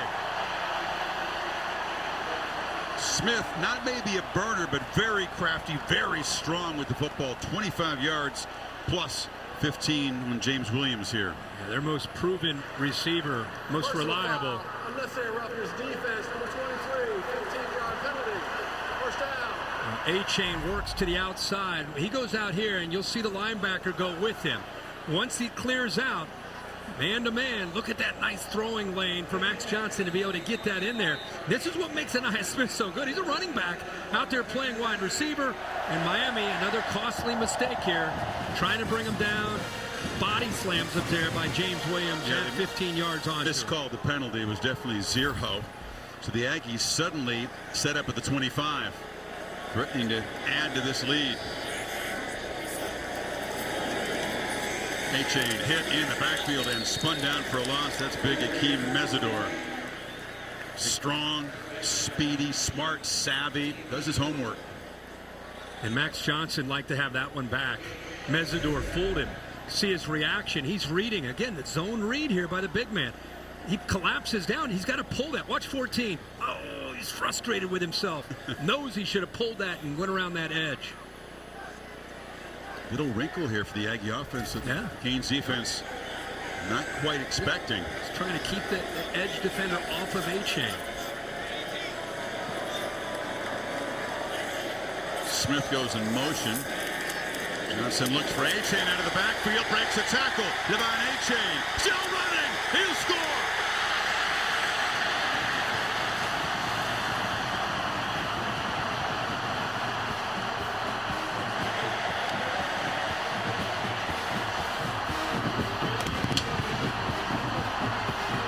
Canes have not been able to get him to the ground all night. No, they got man-to-man situation with a backer on A-Chain. This is what you want. Give him enough room after the catch to be able to make a guy miss, and then you get him in open field. He can make a lot of guys miss. He and Nia Smith are both the most dangerous weapons that Max Johnson has to work with. He hit them both on that drive, and A-Chain takes it in. So A-Chain's third touchdown in the last couple of games. 2 25-yard chunk plays, a 15-yard penalty, and just like that, the Aggies are up 14.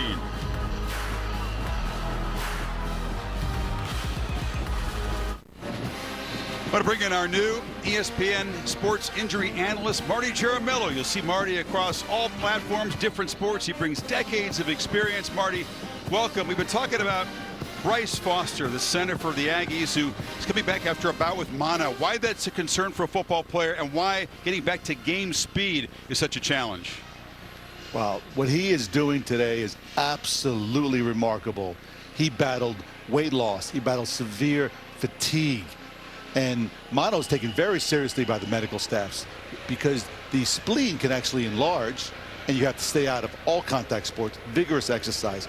And not only did he battle what the weight loss and the conditioning issues and fatigue, he is battling tonight. Oh my God, I am so impressed. I expected him to be sharing snaps, and he is protecting Max Johnson to a T. A sign of that world-class athlete he is, and that incredible shot putter he is, doing double duty for the Aggies. Yeah, Marty, we thought he'd be limited. He's been out there, and he's been making a difference on that Aggie offensive line, Kirk. Marty, I can tell you, not only do you know medicine, you know football, because, boy, did they miss him last week. You know, they didn't have the leadership. There he is right there. This guy played as a true freshman. And they said having him inserted back in the lineup is going to be a big difference. And you've seen it. I think we've all seen it, right? He's winded between series. I see him, but he's digging down. Unbelievable recovery. Unbelievable recovery. A little credit to his mom, who clarified the fact that he recovered from mono. There's a keeper by Tyler Van Dyke. Marty, it'll be great to have you with us. Various different injuries that guys bring into games that happen within a game. And we appreciate you being here. Oh, I'm excited. Thank you so much. Marty's done good work on me, too. Full disclosure, he's mended me, Kirk, a few times. Well, whatever he's doing is working on you, pumping the iron. I mean, okay. All right, big get older, you get bigger. I don't know what's going on. Arms. Nothing's going on besides hard work, bro. I promise. What are you insinuating? Well, there's a handoff to Knighton. See if he can spark this Canes offense. They're down 14. It's not panic time. They just have not been able to create any shock plays. Yeah, so Clark, the center, really good job of sustaining his block. And then I'll tell you, the guy who's having a heck of a night is Rivers, 64. Watch the center. He's able to hold on to his block. 64 seals that. And then you got all that room to work with. And again, Knighton he's had some holes, and he shows you what kind of acceleration.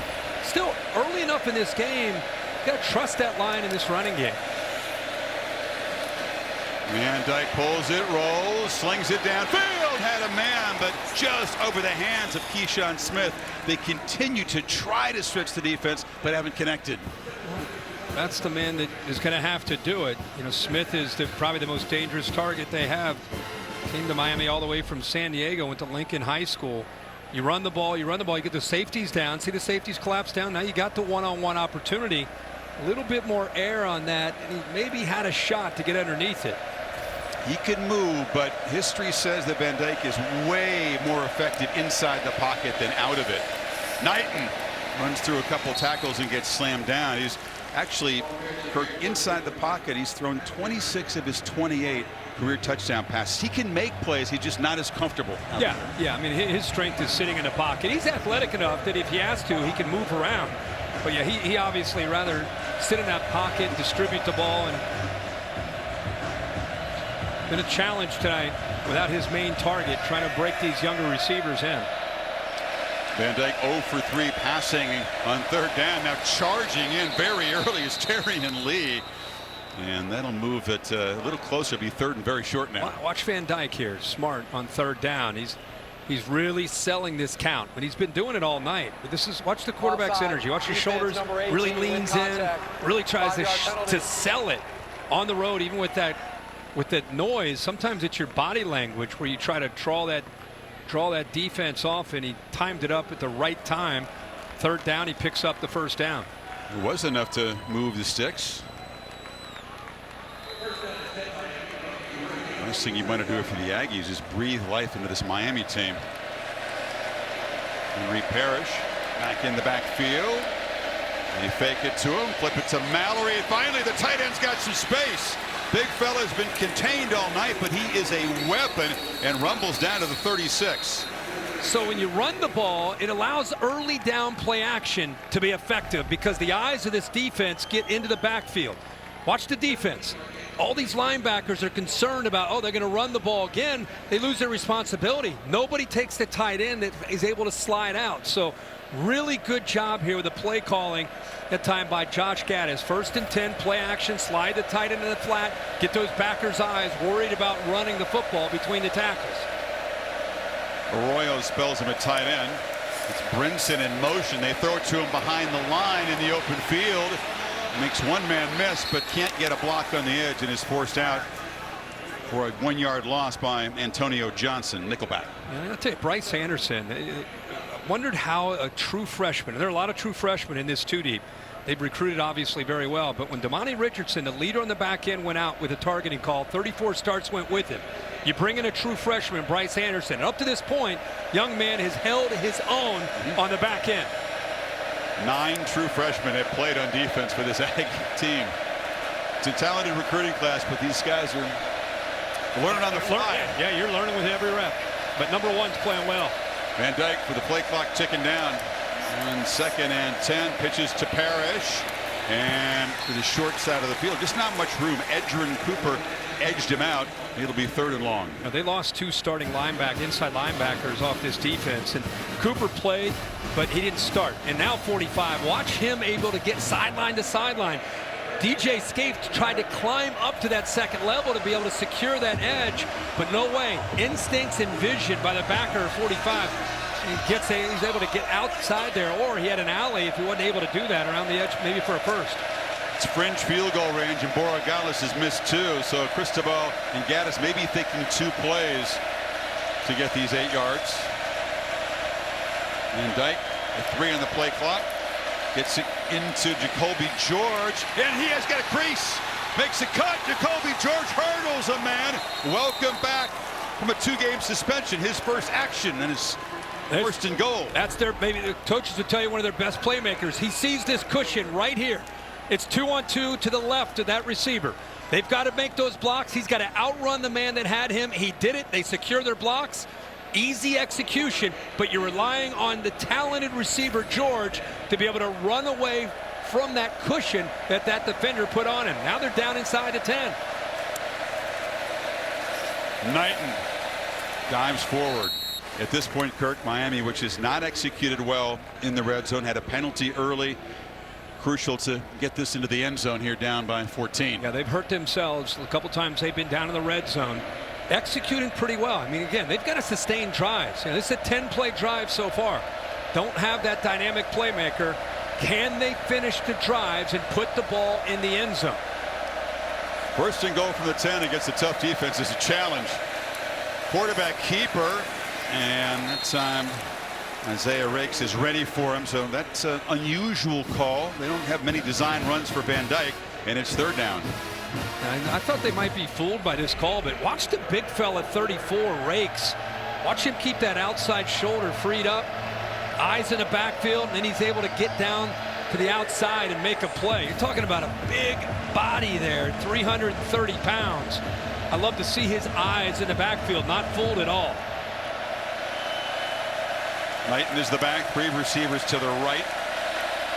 With a safety here, with 1 receiver, he's got to work to the right. And the question is, can he get the ball to the big tight end? Hurry. Bowery. They just get the snap off. It's a running ball. Maybe they checked it down to Knighton. Bryce Anderson, that freshman you talked about, flies in there, and it's 4th down, and field goal team is coming out. Wow, really interesting conservative call by Mario Cristobal here and Josh Gaddis. Play clock working down. The run game has been working, but boy, it's the execution and everything much tighter, much faster down there.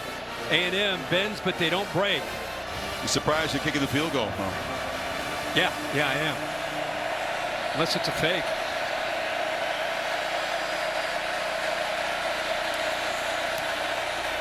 It's a chip shot. Borregales 2 for 4.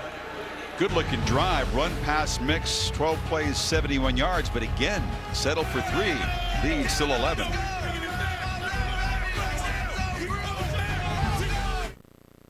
Matt Barry back at our college football studios. Want to update you on some of the night action. USC has kicked off here. Caleb Williams already thrown a touchdown pass to Jordan Addison. This one, he keeps himself 14-0 right now over Fresno State. And Texas has finally separated themselves from UTSA. Look at this run by Bijan Robinson.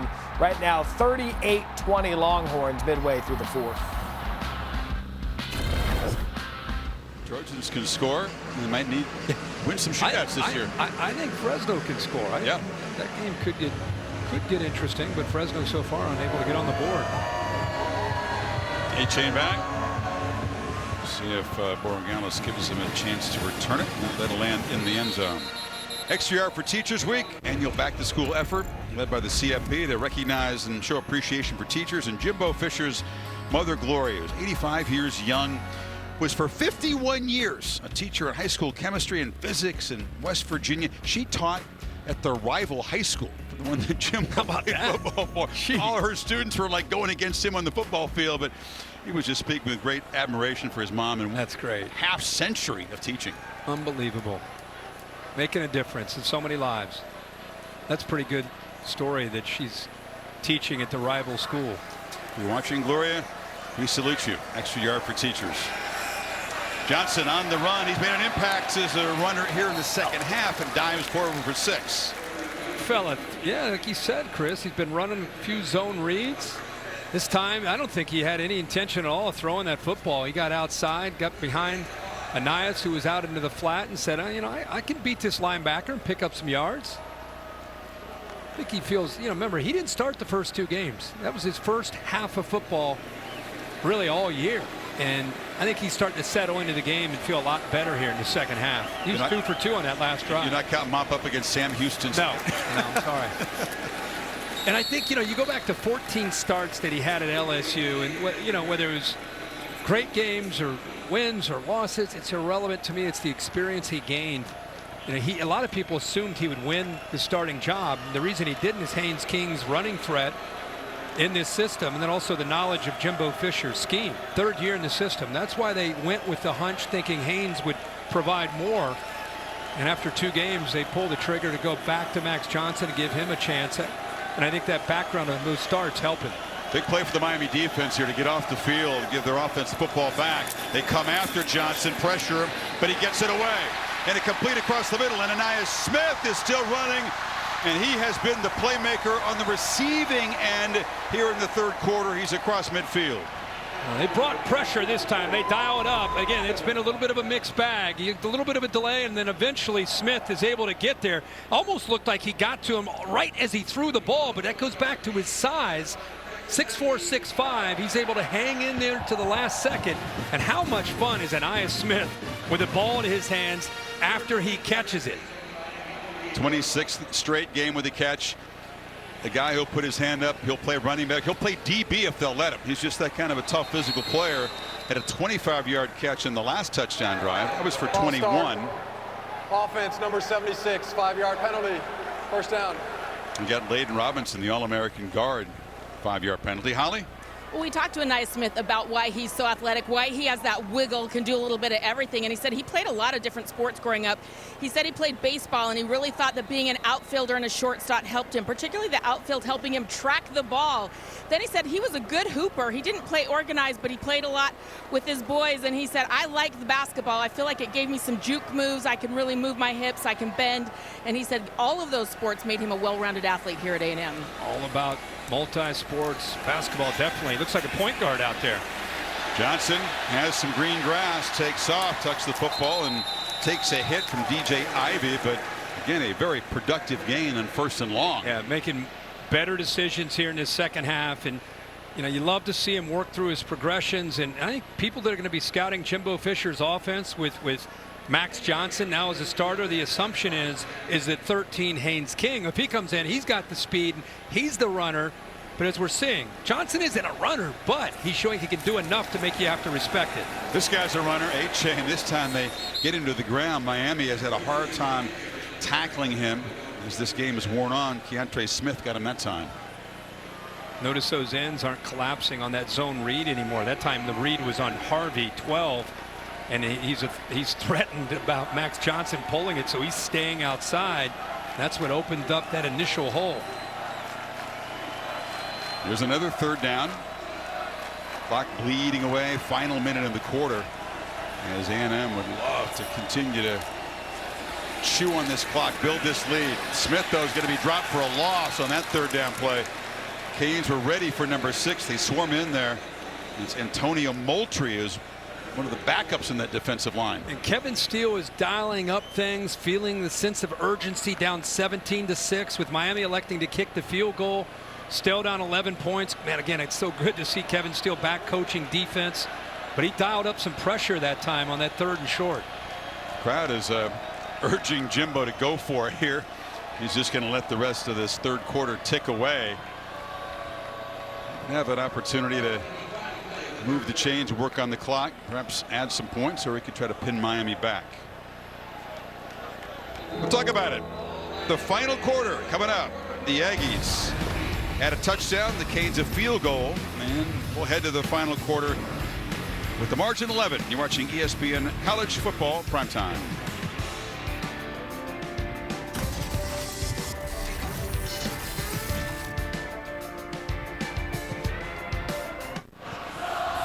Welcome back to this presentation of the SEC on ESPN.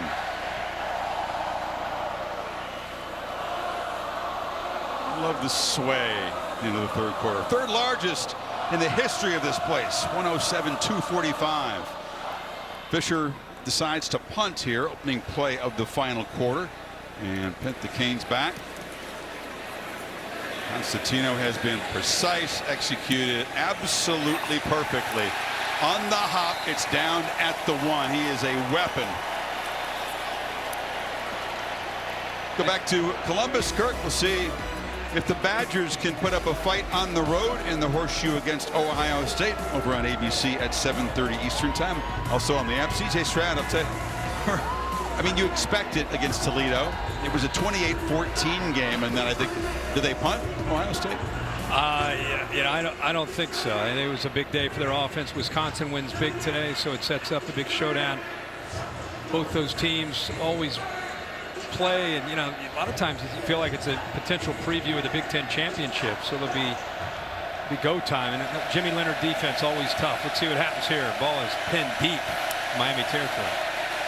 Parrish with the carry. Jalen Knight was having his knee examined by the Miami trainers at the end of that last possession, so we'll see if he's able to return. Parrish muscles for about 7. Yeah, I thought he had about 2, and he just wouldn't go down. He's an undersized back. When I say undersized, he's short, and he's not 220 pounds, but he runs like he's 215, 220 pounds.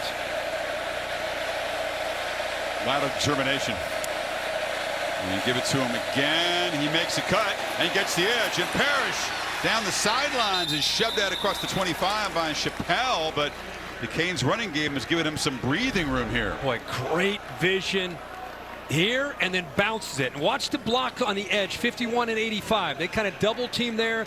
Nice job. The corner gets caught up on the inside, gives him even more room around that right edge. So we saw physicality and toughness by Parrish, and then this time the vision and the speed to be able to get to that edge. Tracking toward a 3rd consecutive 100-yard game to open his Canes career. He's got 82 on the 15 carries. They fake it to him. Van Dyke looks downfield, and an inaccurate throw. Man, he had a man, Michael Redding, running wide open and just missed him. Yeah, and the offensive line did the best job that they could in protecting him, but eventually you'll see the pressure work through. So he's waiting on this receiver to work all the way across. In order to do that, you need time. They're holding up, and then right before he throws it, you got that pressure that got into his face just enough to, I think, affect that accuracy. They haven't had receivers running free very often tonight. That time Redding was open. Into the ball game comes big Thad Franklin. He is a 240-pound back. And he is met in the backfield and dropped for a loss, and it's going to be 3rd and long. Cooper doing a good job of getting downhill. The backer. DJ Scaife, the tackle, versatile veteran offensive lineman, is down on the field. Cristobal out himself to check on him. We'll step aside. 3rd and 11 when we come back.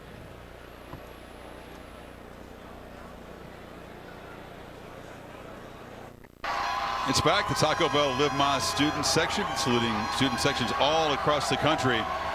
You're going to find a larger student section. The 12-man, 37,000 football season tickets sold here.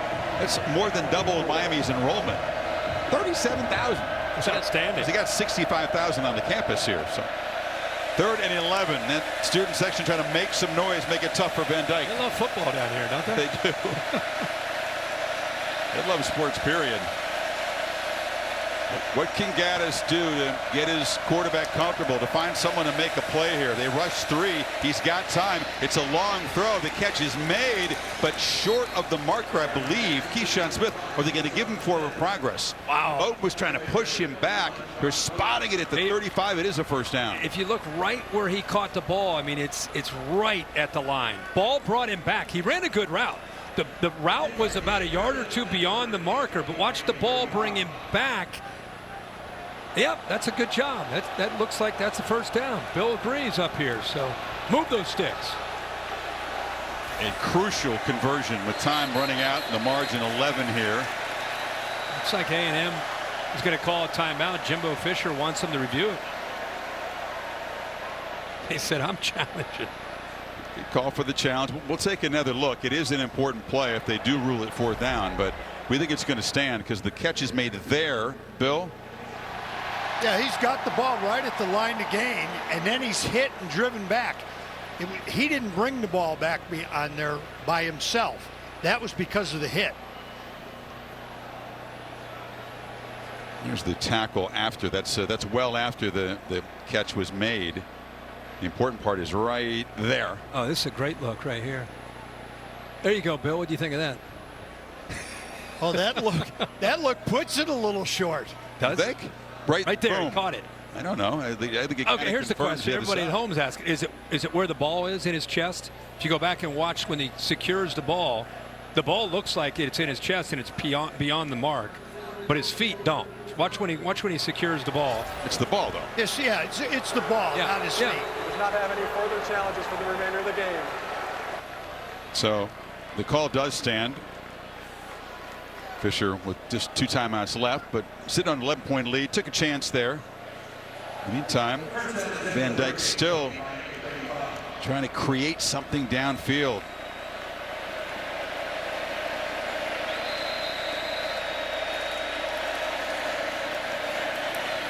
And he will launch. Smith, no chance. He was just caught up there. Jalen Jones has been active and busy all night. Well, not only is Jalen Jones over there, but you also have Jordan Gilbert, the safety. So that play that was almost a wasted down. Play never had a chance on 1st and 10. Take me inside Van Dyke's head, Kirk, as a guy played quarterback. Is he feeling edgy, anxious? Even though you're in the 4th quarter, you still have to be patient. You can hit 8, 10, 12-yard routes and still get first downs. Move the ball down the field. Well, he gets hit as he delivers. Smith was the intended receiver, but they came at him hard. Edrin Cooper slammed into him. Yeah, they brought both the inside linebackers. It freed up Cooper to be able to get there right as he threw the football. Nice clean hit. Ball goes a little bit high because of that pressure. It looks like we have an A&M player down. Chappelle, the corner. Already depleted at secondary with the 2 young DBs suspended, and then Damani Richardson, following Brian George, is disqualified for targeting. Chappelle, a proven coverage guy. No, interesting game. It's a methodical Miami offense. Things were very easy for them in the first couple of games. They expected it was going to be tricky in this environment against an inspired Aggie defense, but I think that the people in Miami watching this have not seen what they hoped for from Gaddis and the new offense and a very proven quarterback. Well, keep in mind, if you haven't seen the whole game, they had some chances.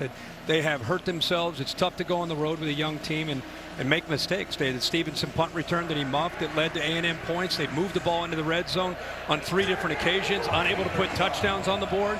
So they've had chances to be in this game. And they're not out of it. I mean, 12.5 minutes to go and down by 11, but they're running out of possessions. Exactly. They need 10 to keep this drive alive on 3rd down.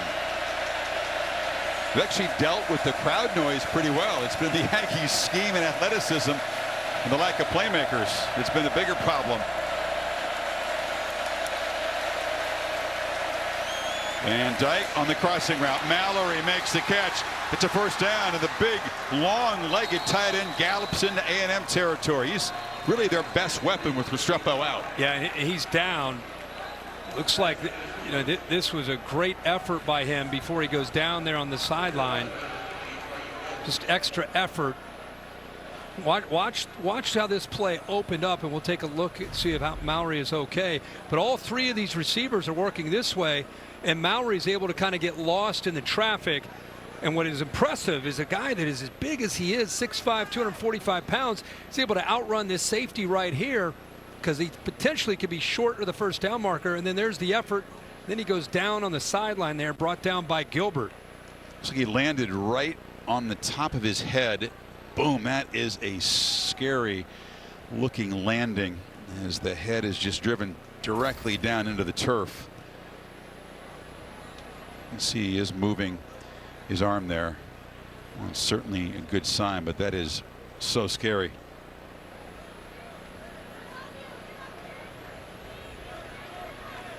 You see not only the Miami trainers and doctors, but also you see the A&M folks over there with him as well. Well, we've got our sports injury analyst, Marty Jaramillo, joining us for the first time. Marty, without doing any long-distance diagnosis, what do you see from the training staff that might indicate their particular concern with Mallory at this moment? One of the scariest situations for any medical staff is seeing your athlete face down on the ground. The video showed a direct hit onto his skull, obviously compressing his neck as well. Great sign that he's moving his hands, and now he's on his back, and they're able to stabilize him now.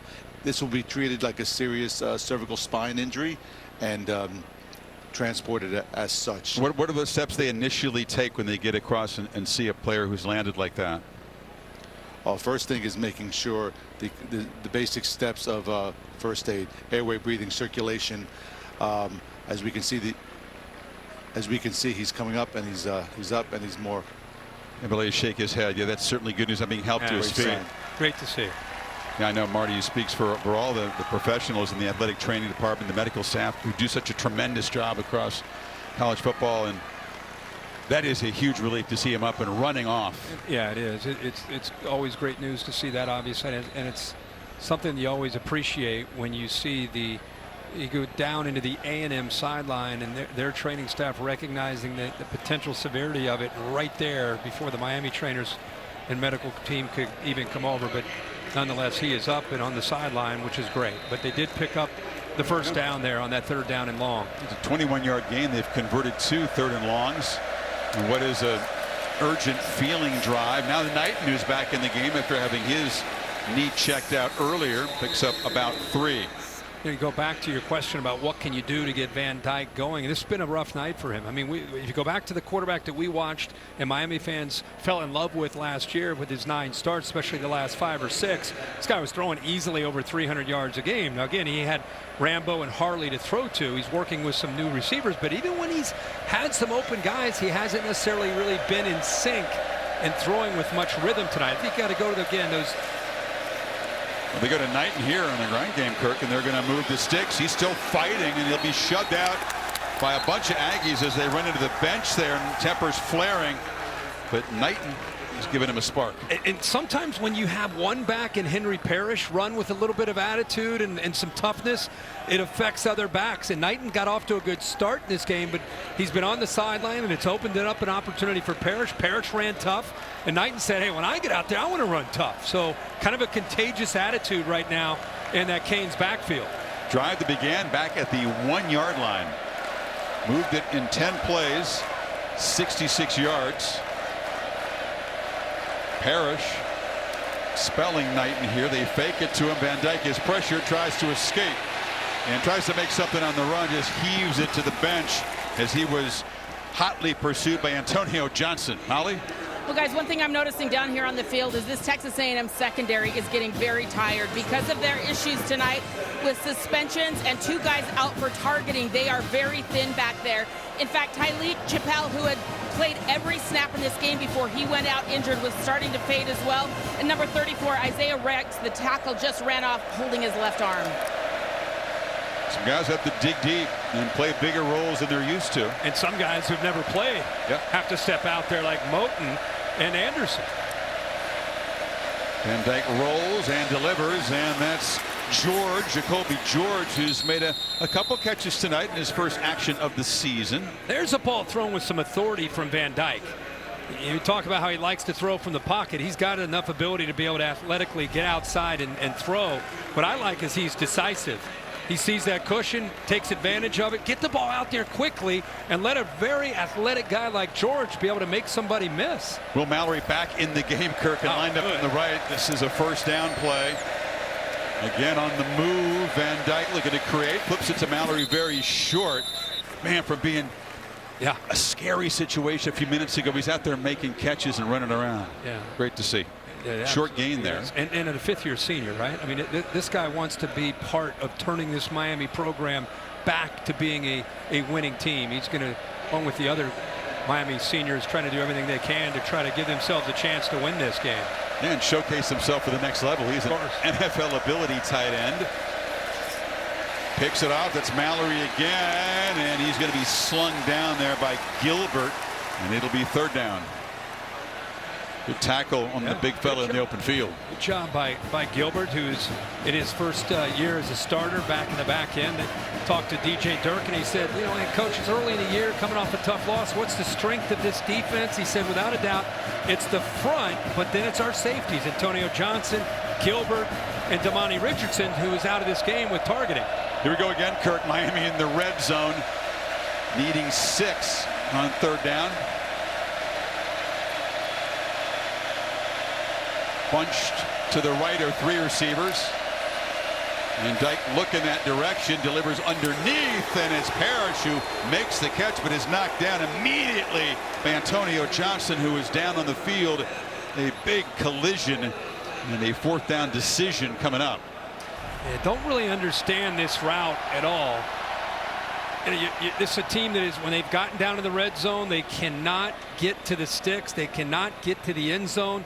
And 3rd down on that play, you just don't give yourself a chance at all to pick up a 1st down. And you don't go for the 1st down on 4th down. Again, Borregales has been very busy tonight, 2 for 4.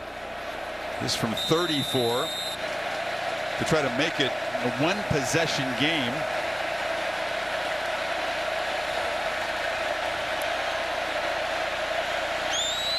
And just does sneak it through that right upright.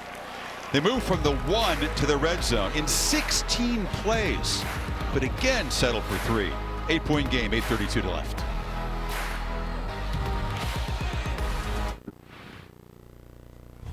ESPN College Football Primetime is presented by Geico. Switch today and see all the ways you could save.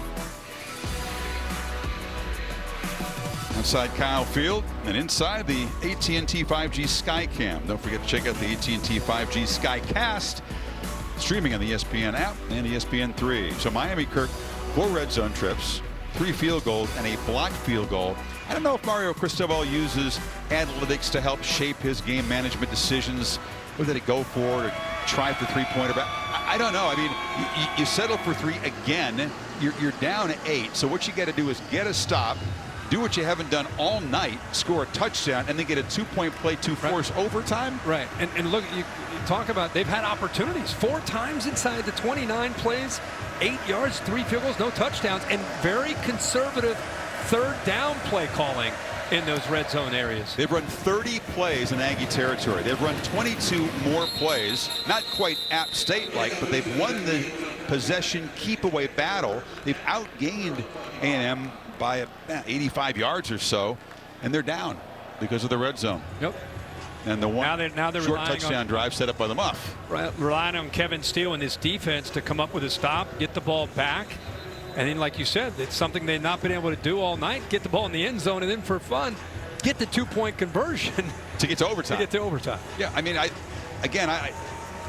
huge difference between 7 and 3, and even if they're not easy to convert on the Aggie defense, I think those decisions will be pondered in the 3:05. A-Chain, meanwhile, had a really effective start to this game. Made some couple runs after halftime. But the quarterback of the defense, Corey Flagg, good job at diagnosing, working through some of those linemen, trying to get up to him and lowering the boom there. They're crowding this line of scrimmage, expecting run with the safeties and the backers. 24 Kinchins in there too. Corey Flagg, one of the Texans, who plays for the Canes here. A guy who, get this, hunts and then grills iguanas. Wow. Is kind of a I didn't know you could do Florida thing. Yeah, you can do it if you want to. Is that big down there? Not big, but it's done. Johnson from the pocket delivers, and the catch is made underneath by Lane, who's knocked down at the 30. You and Jen are doing that? There's so many other nice things to eat down there. I have not partaken in iguana. They are a pest, though. I'll say that. How about that tackle in the open field? That's not an easy thing to do against Anais Smith. Is he an impressive athlete? He may end up as a linebacker before he's done, but he's a 6'5", 225 safety out of Fort Lauderdale. 5-star at a Heritage High School. Here's a big 3rd down. Very big. Johnson across the middle. He just bounced the ball, knocked down after the throw. So the pressure was part of it. Keith Brown was the intended man, but they'll have to punt. took a page out of Vic Fangio, put 5 guys up there to create one-on-one opportunities to try to get that pressure. Somebody's got to win with those, not necessarily a blitz, but it's 5 walked up to get the one-on-one chances, and it affects Max Johnson. Not a great throw that time on 3rd down. So the Aggies don't burn much clock. A very quick drive, and they'll punt it back to Miami. Constantino, another booming punt, very high, and the fair catch is made by Stevenson. So Miami a long way from the end zone, but still hanging around. 7:06 to go here in College Station.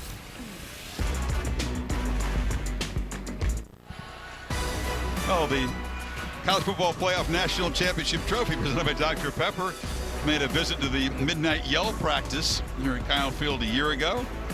LA at the scene of the championship game, January 9th. Meanwhile, coming this week on Sunday NFL Countdown, the Rams trying to bounce back. One-on-one interview with Matthew Stafford. Randy Moss ranks the best catches from today's CFP action. 10 o'clock Eastern on ESPN.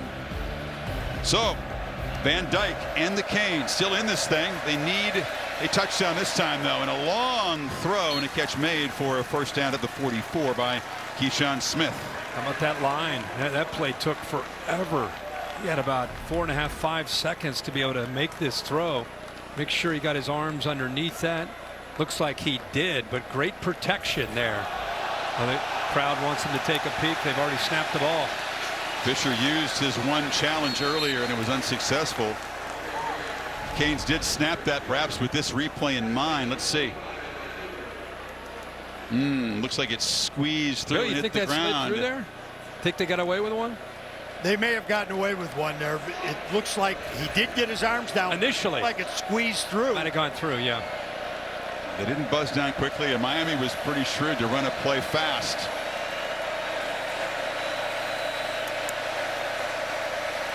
Van Dyke across the middle, and that's Mallory, who's really getting involved here in the 4th quarter. First down into Aggie territory. Nice with the running back. You clear the running back out, then you open up a nice throwing lane. Nobody left in the middle. It's a one-on-one matchup with a linebacker against Will Mallory, and Mallory's going to win that matchup. That time it was against Cooper.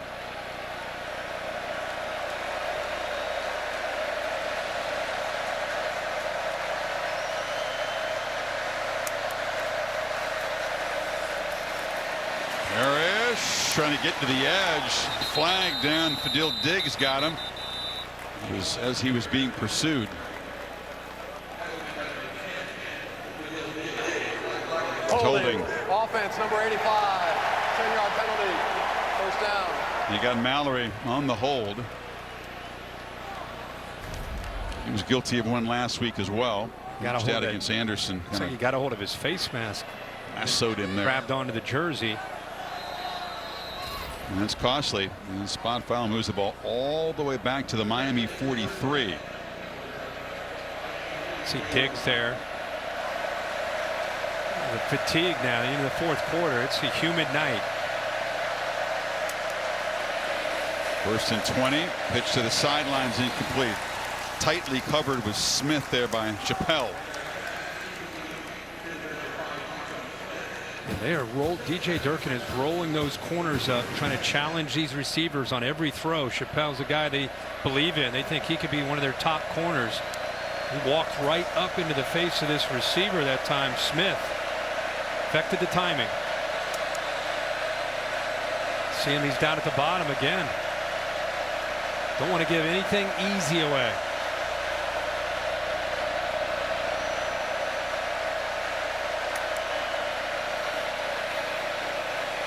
Another long throw, catch made, and a flag comes in again in the holding zone. Michael Redding made the catch, but Jeff Heiser has more bad news for Miami. Holding. Offense number 60. 10-yard penalty. Second down. DJ Scaife went out at right tackle injured, so Zion Nelson has slipped over to that side, and he was guilty of the hold. Nelson came in early in the game for John Campbell, 74, and because of Scaife being out, he's got to show the versatility to go from the left to the right. Not necessarily an easy thing to do with your technique, and look at that right hand get up around the neck there of Overton.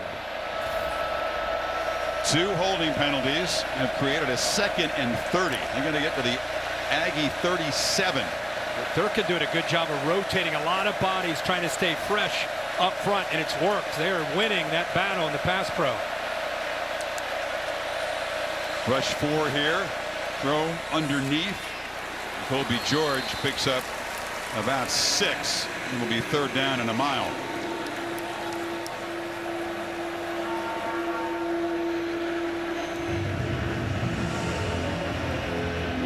And they could do without Antonio Johnson. You talked about guys digging deep, stepping up and playing a role.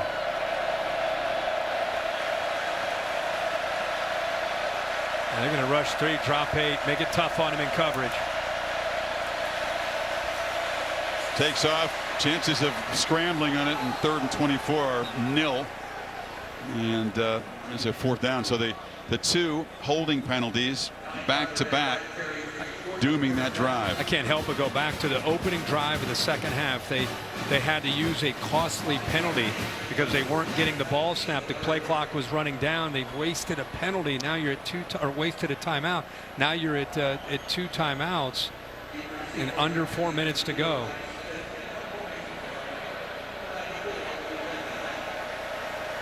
And they're really working the clock here. Yeah, no urgency to punt it away. Not sure what's going on here.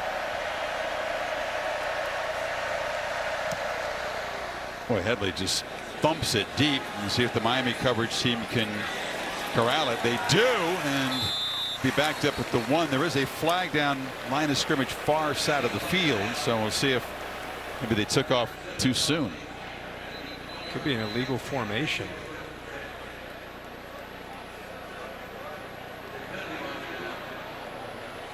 They had 3 protectors. Headley, do they have enough guys on the line? Illegal formation. Kicking team will be 5 in the back, 4 in the backfield. They had 5 guys in the backfield. 4th down. 1 man was lined up off the line. Yep. So that's a good play by the punter that is wiped away. Right here. There's the 5th. You have the punter back here, then you got 3 more there. It's a total of 5. Only have 4 in the backfield. You know, Miami's going to, if they end up losing this game, they're going to go back and look at some of these miscues and they're going to try to learn from them early in the year. But it's frustrating, I'm sure, for Mario when they go back and look, because there's been some they had them pinned at the 1-yard line. I mean, at 3:20 to go in this game. Yeah, negated a 55-yard punt. Let's see what Headley can do with another chance. It's another good kick, very high, and it's bobbled. A scramble for the football down inside the 10. Oh, it's a wrestling match at the 6. It is a big-time wrestling match. 2 guys fight. They're still fighting for it right now. Well, this is an enormous moment in the game, and Texas A&M wins that wrestling match. How did Anaya Smith get that back? How did he fumble in the yeah, but that happens, but how in the world did he get it back? This ball right there, you're thinking Miami's got it right there, but Anaya Smith gets on top of it for the Aggies and saves them. Wow.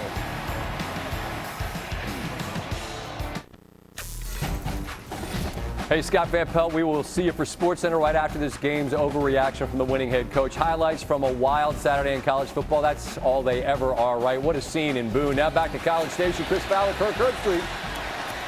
Report to Scotty. It's A-Chain breaking free. He'll move the chains.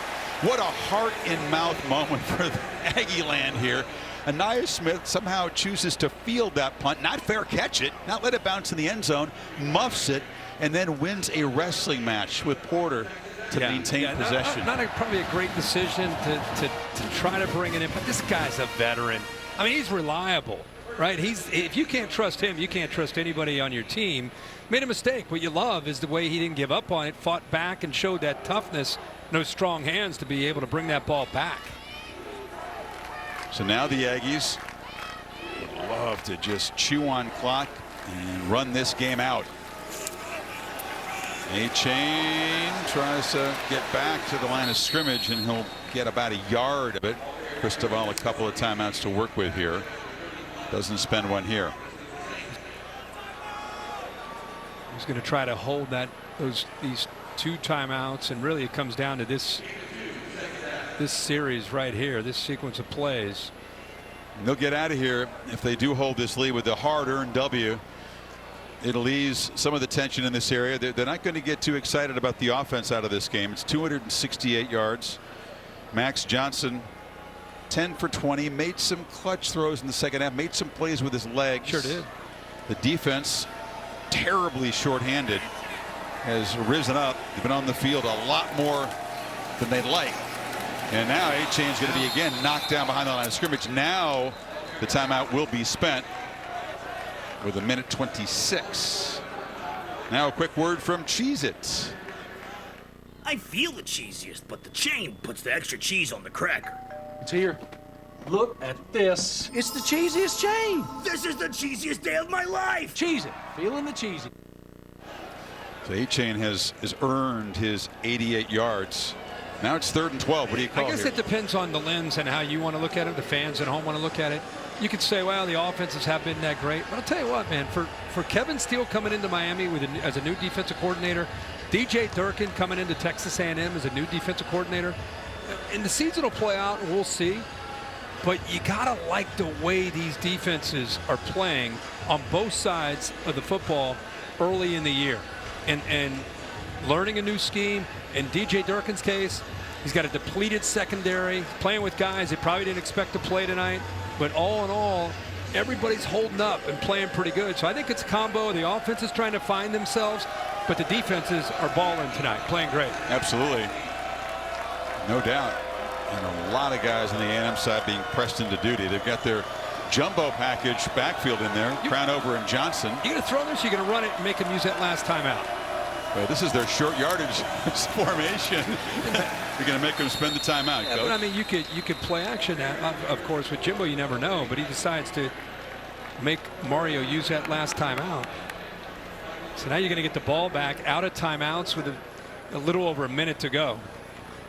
Yeah, it's been interesting. I mean, he's been relying on his defense. I mean, special teams mistakes. A normally reliable kicker in Borregales that left 6 points on the field. One long one he missed. The other one was blocked. But, you know, to hang around on the road and now ask your offense to come up with some big plays in the final minute and a half to win it. I mean, you're always going to be second guessed when things don't work out. The bottom line is, at least you've given yourself a chance here in this fourth quarter to potentially get this game into overtime. Now, again, it's going to be a challenge. You got a quarterback that can throw it. I'm not worried about Van Dyke. You're worried about, can the receivers get some separation? Can they get open and give them a chance? And can the line protect when it's an obvious passing situation? Can Constantino continue his brilliant punting? Tyreek Stevenson, whose muff did set up A&M's first score, would love a chance to create something here as a returner if the Aussie gives him a chance. Lefty boot is high. Stevenson, no fair catch, has some space for a second, and then they close down and hammer him. And Miami will begin from the 43. Minute 16, no timeouts. Pretty good field position. Pretty good field position here for Miami. And they're going to have to do something they haven't done all night. Put the ball in the end zone. They've been moving the ball. We've seen them 4 times in that red zone and unable to score, like you just talked about. Can they drive, and can they put it in the end zone when it matters most? Tyreek Chappelle is back in at corner. Van Dyke looks to his left, makes a throw to the sidelines, and it's Bashard Smith who makes a man miss and scoots for a first down into Aggie territory. Pretty good job there, been able to get around the true freshman Jared Kerr. Lexington High School in Texas, able to get around him with his speed and get out of bounds, most importantly. Good positive gain there for Van Dyke on first play of this drive.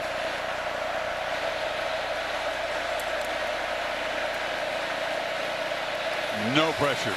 Now he retreats and makes a throw to the bench. Again, nobody open. He had a lot of time initially. So the first play where they pick up some yards, it was more of a zone, keeping everybody back deep. Second play after a successful play, they're walked up. They didn't necessarily blitz, but they walked up 6 up close, kind of spying and waiting to see if he would try to pull up, maybe hit an underneath throw. And see if they dial up any pressure, they continue to play a little more soft and conservative on the shell. See 2 safeties back deep. You got 3 true freshmen on the field right now, the Aggie defense in the secondary. Van Dyke across the middle, and it's broken up. Breaking up the play is one of the veterans out there. I guess a sophomore qualifies as a veteran. It's Cooper. It's probably true right now in this case. 2 safeties deep. You got linebackers and corners that are locked up in man-to-man, just playing a man under with 2 deep. Nobody open. Pretty good coverage there. Again, who can get separation against man-to-man coverage? Mallory is lined up in the slot. Kirk to the left. Big man right there. And a whistle before the snap. And Fisher will spend a timeout on defense. Getting a look at the offense on this 3rd down play. Of course, they got 2 plays to get the 10 yards. I mean, just to remind people, we keep talking about it, but I think it's so important. Damani Richardson out with targeting, the leader of the back end. Saw Antonio Johnson, the other leader, plays nickel. He is out of the game. You have Brian George, who is eliminated from the game because of targeting. Devin Harris did not even suit up tonight. You know, you've got a bunch of guys down right now. Antonio Johnson's been medical tent. Yeah, I mean, yeah. So you got a lot of these freshmen that are being asked to play right now, and they're going in a 2-minute drill against a pretty qualified quarterback. See who Van Dyke can trust, who can get that separation, Kirk, you talk about in these tight spaces. They're sitting back now, rushing 3. Again, playing some zone. Knighton out of the backfield makes the catch. He'll be wrestled down by Jalen Jones. It's 4th down clock running. Inbounds. Did not get out of bounds. Got to make your 4th down call quickly here, but more importantly, you got to gain 4 yards. Look at the hesitation, the confusion. Clock tick, tick, tick. This is why you do these drills in camp. Here's the ball game, and it's incomplete. Delivered it under duress. Brashard Smith off his hands. Drops have been a problem for this receiving corps since the beginning of training camp, and the Aggies are going to survive. Just from the beginning, the play is in bounds, the clock is ticking, there's hesitation, there's confusion. Here's the route right here. It's actually a pretty good route. The ball is already out. Van Dyke does his job. Look where the ball hits him, right in the face mask. Ball couldn't have not been thrown any better. Pressure's on. There's the separation. He did what he needed to do, but didn't it just feel discombobulated? It felt frantic, not from Van Dyke, but from the players around him. Kind of the theme tonight of the game when it came to the passing game. The receivers aren't mature enough to handle these kind of situations yet. Yeah, you needed to get that 4 yards to keep the game alive, but the clock was ticking down. You're facing a dilemma there. And, you know, without Xavier Restrepo, we talked about it all night, the top target, the roommate of Van Dyke, the guy that he trusts, the guy that he worked with all summer long to develop that chemistry, that timing for routes just like that. It has been a struggle. But it may be a struggle until 7 gets back. Even when 7 comes back, Restrepo, you still need others besides he and Will Mowry. I mean, if they're going to really compete with a quarterback like this, the line did a pretty good job tonight. The backs are running pretty good. The development of the receivers as a group, even with Restrepo back, is going to tell you what kind of year they're going to have offensively in this new system of Josh Gaddis. Back home from Middle Tennessee State, then a bye, then the ACC opener against North Carolina. And the Aggies get a win in front of the 3rd largest crowd ever to ease some of the sting of last week.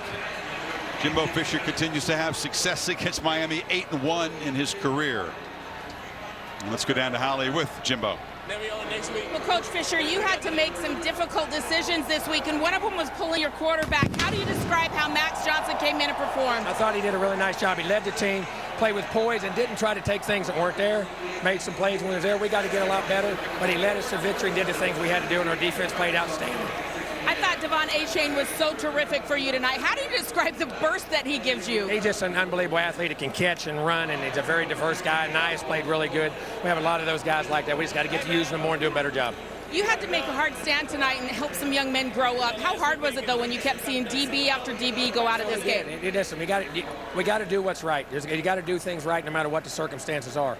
I think we got to get everybody on the same page and doing those things. And just sometimes mistakes are made, but we grow, and that's what kids do.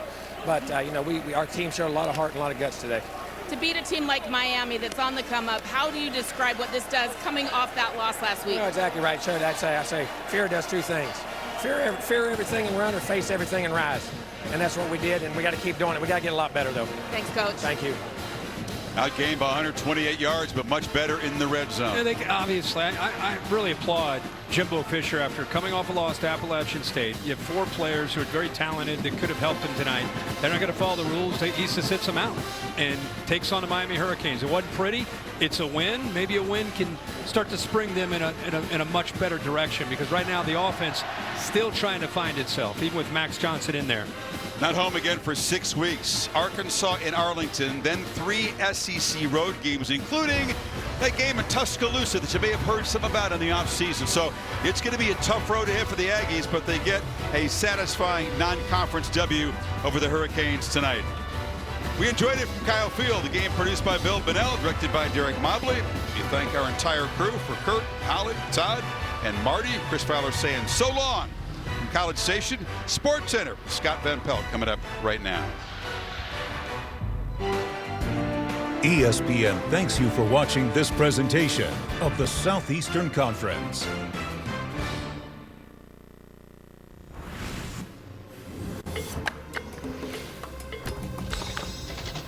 Well, howdy. Rare